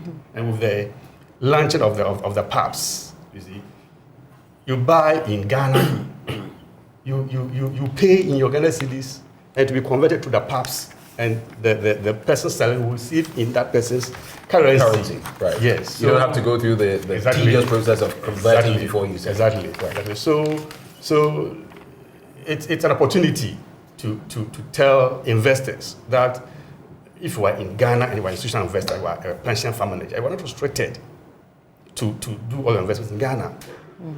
Because we have rules, regulations that have been done to make sure investors feel protected within the region. And so now your doors are opened wider so you can go anywhere within the region and invest and have good returns and good investment for your clients. Okay. Yeah. So as we get ready to cap off the conversation, of course, I know there are organizer sponsors that you would like to acknowledge. But before we do that, we've spoken about the investors, those who are in the stocks and all of that. But how about Ghana? How are we going to benefit from all of this? You mean Ghanaian investors? Beyond Ghana generally, yes. How is the system, the financial system, going to benefit from this conference that we're having? Exactly. See, when you talk about the capital market, it's buying and selling of securities, buying and selling of capital for businesses. Now, you have fund managers, pension fund managers, who manage funds on behalf of people. You see, and that's where the benefits come. Exactly. So even indirectly, if now they have more opportunities elsewhere, they will invest and get more returns for you. Business, if you look at the Ghana Stock Exchange, we have over 40 companies listed in there. They all raise capital. Now, if a business wants to expand, you have access to get money outside of Ghana. So we'll be able to expand our businesses, and if the businesses expand and are able to employ more people, definitely tax revenues will improve and expansion of. So you have larger markets, exactly. Access to larger markets, larger streams of income as well. Yes. Greater benefits to those who are investing. And of course, that will have a ripple effect on our tax system, because then people are going to pay more into the state's kitties. Exactly. Fantastic. So organizer sponsors that you'd like to acknowledge, Dorothy? Okay, so I would like to acknowledge our co-host sponsor, which is Access Bank PLC, Multimedia Broadcasting Corporation, TV3, Graphic Group of Companies, Daily Graphic, United Capital Nigeria, Emerging Africa Nigeria, Infracredit Nigeria, FSDH Capital Limited Nigeria, Cal Bank Ghana, Enterprise Group Ghana, Data Bank Ghana, and 3MC Medical Facilities, Tech Haven, and then Business and Financial Times. Yes, just to mention. It's been good having you, Dorothy and Jacob, and of course we can pray for the very best on the 24th as all of these dignitaries converge in Ghana from across the world for the West Africa Capital Market Conference. You should make an effort to participate as well. It will be well worth your while. Well, thank you once more for joining the conversation. And thank you for having us. Right, and so as we move from this conversation slated for the 24th of the month, we'll be coming to you. We'll give you the citizen's microphone to pick your thoughts on some of the matters we've been discussing. Attacks on media people, the Achimota Forest saga, and more. Stay with us. We'll be right back.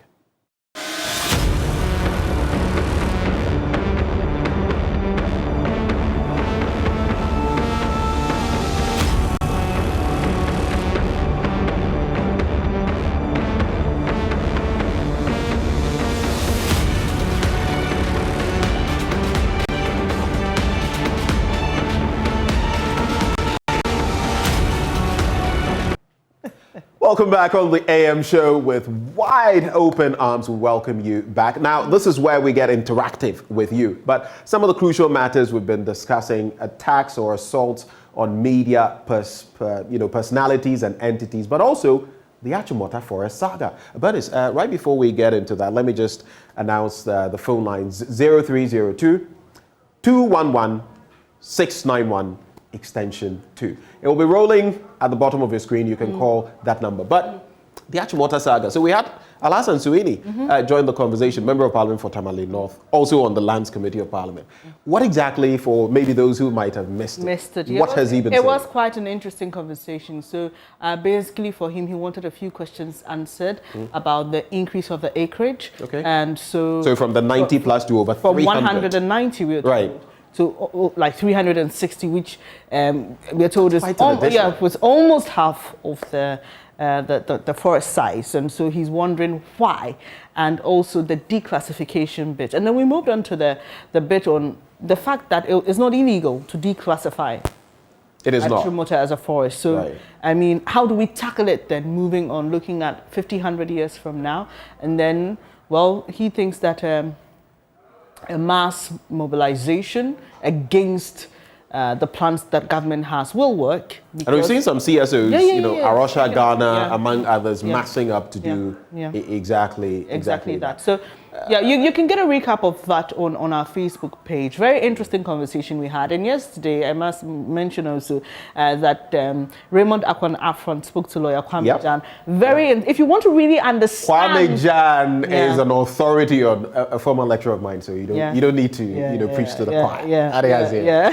So if you really want to understand this whole Achimota saga, just get onto Facebook or YouTube and look for Upfront, yesterday's edition, and also on PM Express. Evan Spencer hosted the minister. So you will just understand everything perfectly. But let's just hear what you have to say about basically what we've been discussing so far. And also, we know there's a quick update on Nkranza.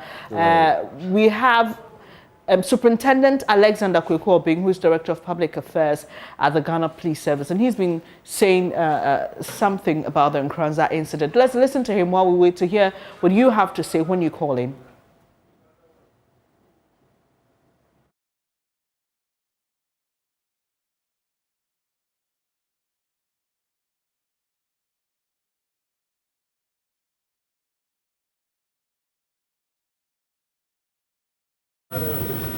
And police personnel of this jurisdiction who were attacked yesterday have also been interacted with, because personnel welfare is also critical to Ghana police, and in particular their families. We're also aware the team have also been to the St. Teresa's Catholic Hospital and has visited the patient who were injured in the course of the attack yesterday. So far, when we went there, 8 of them were taken there. One passed on, 2 were treated and discharged. There are 5 currently there.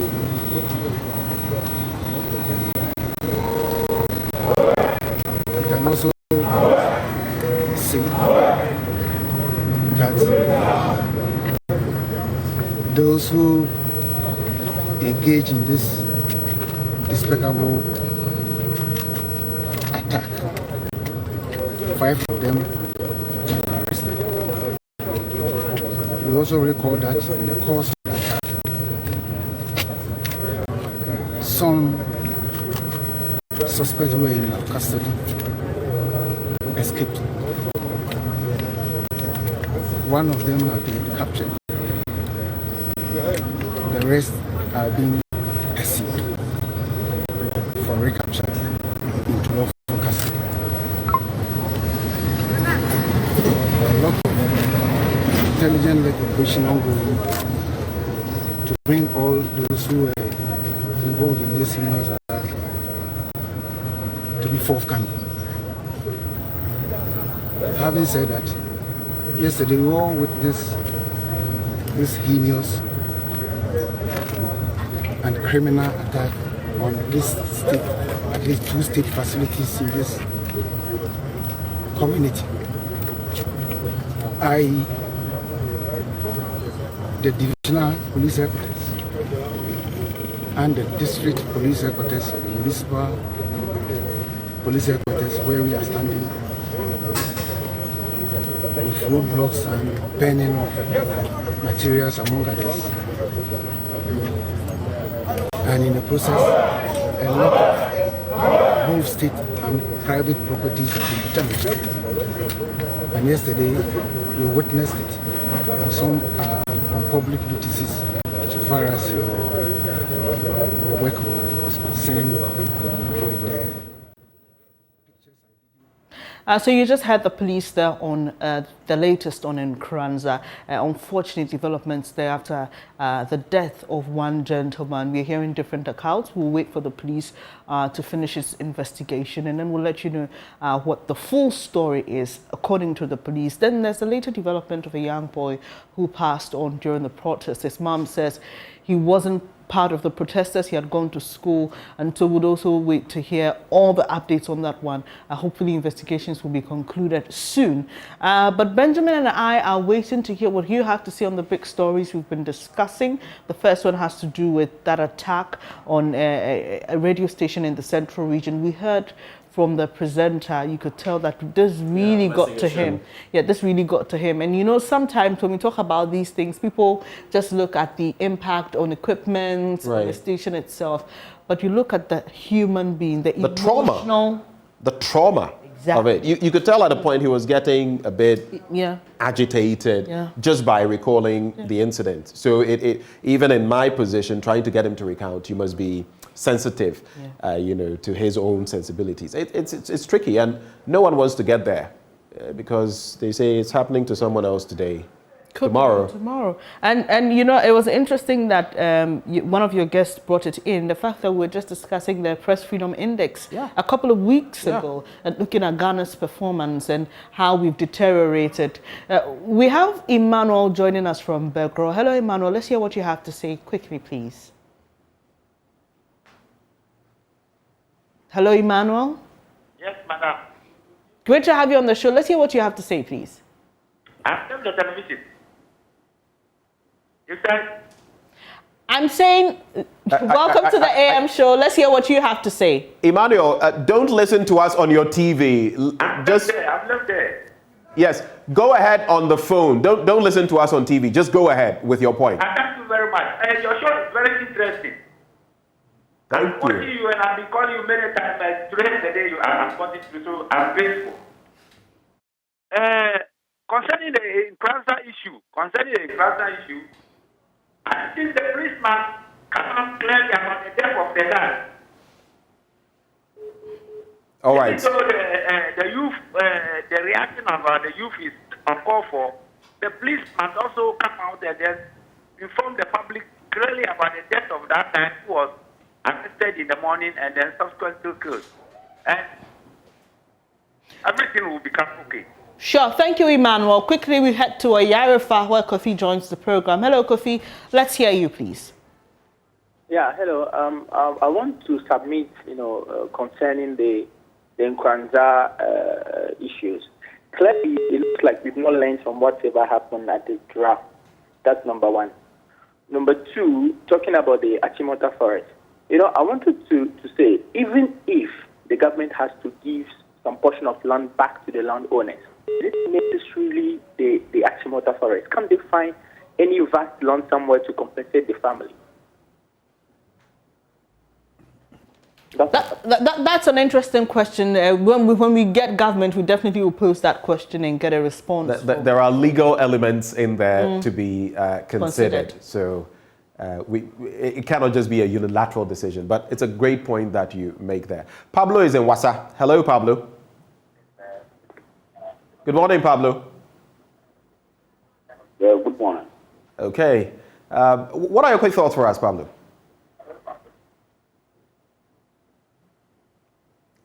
Hello. Can Pablo hear me? All right. We appear to be experiencing some problems. But Frank is next. Frank in Pando. How is Pando this morning, Frank? It's cool. Okay. Your quick thoughts? Yes, sir. Please go ahead. Hello? Please go ahead, Frank, with your thoughts.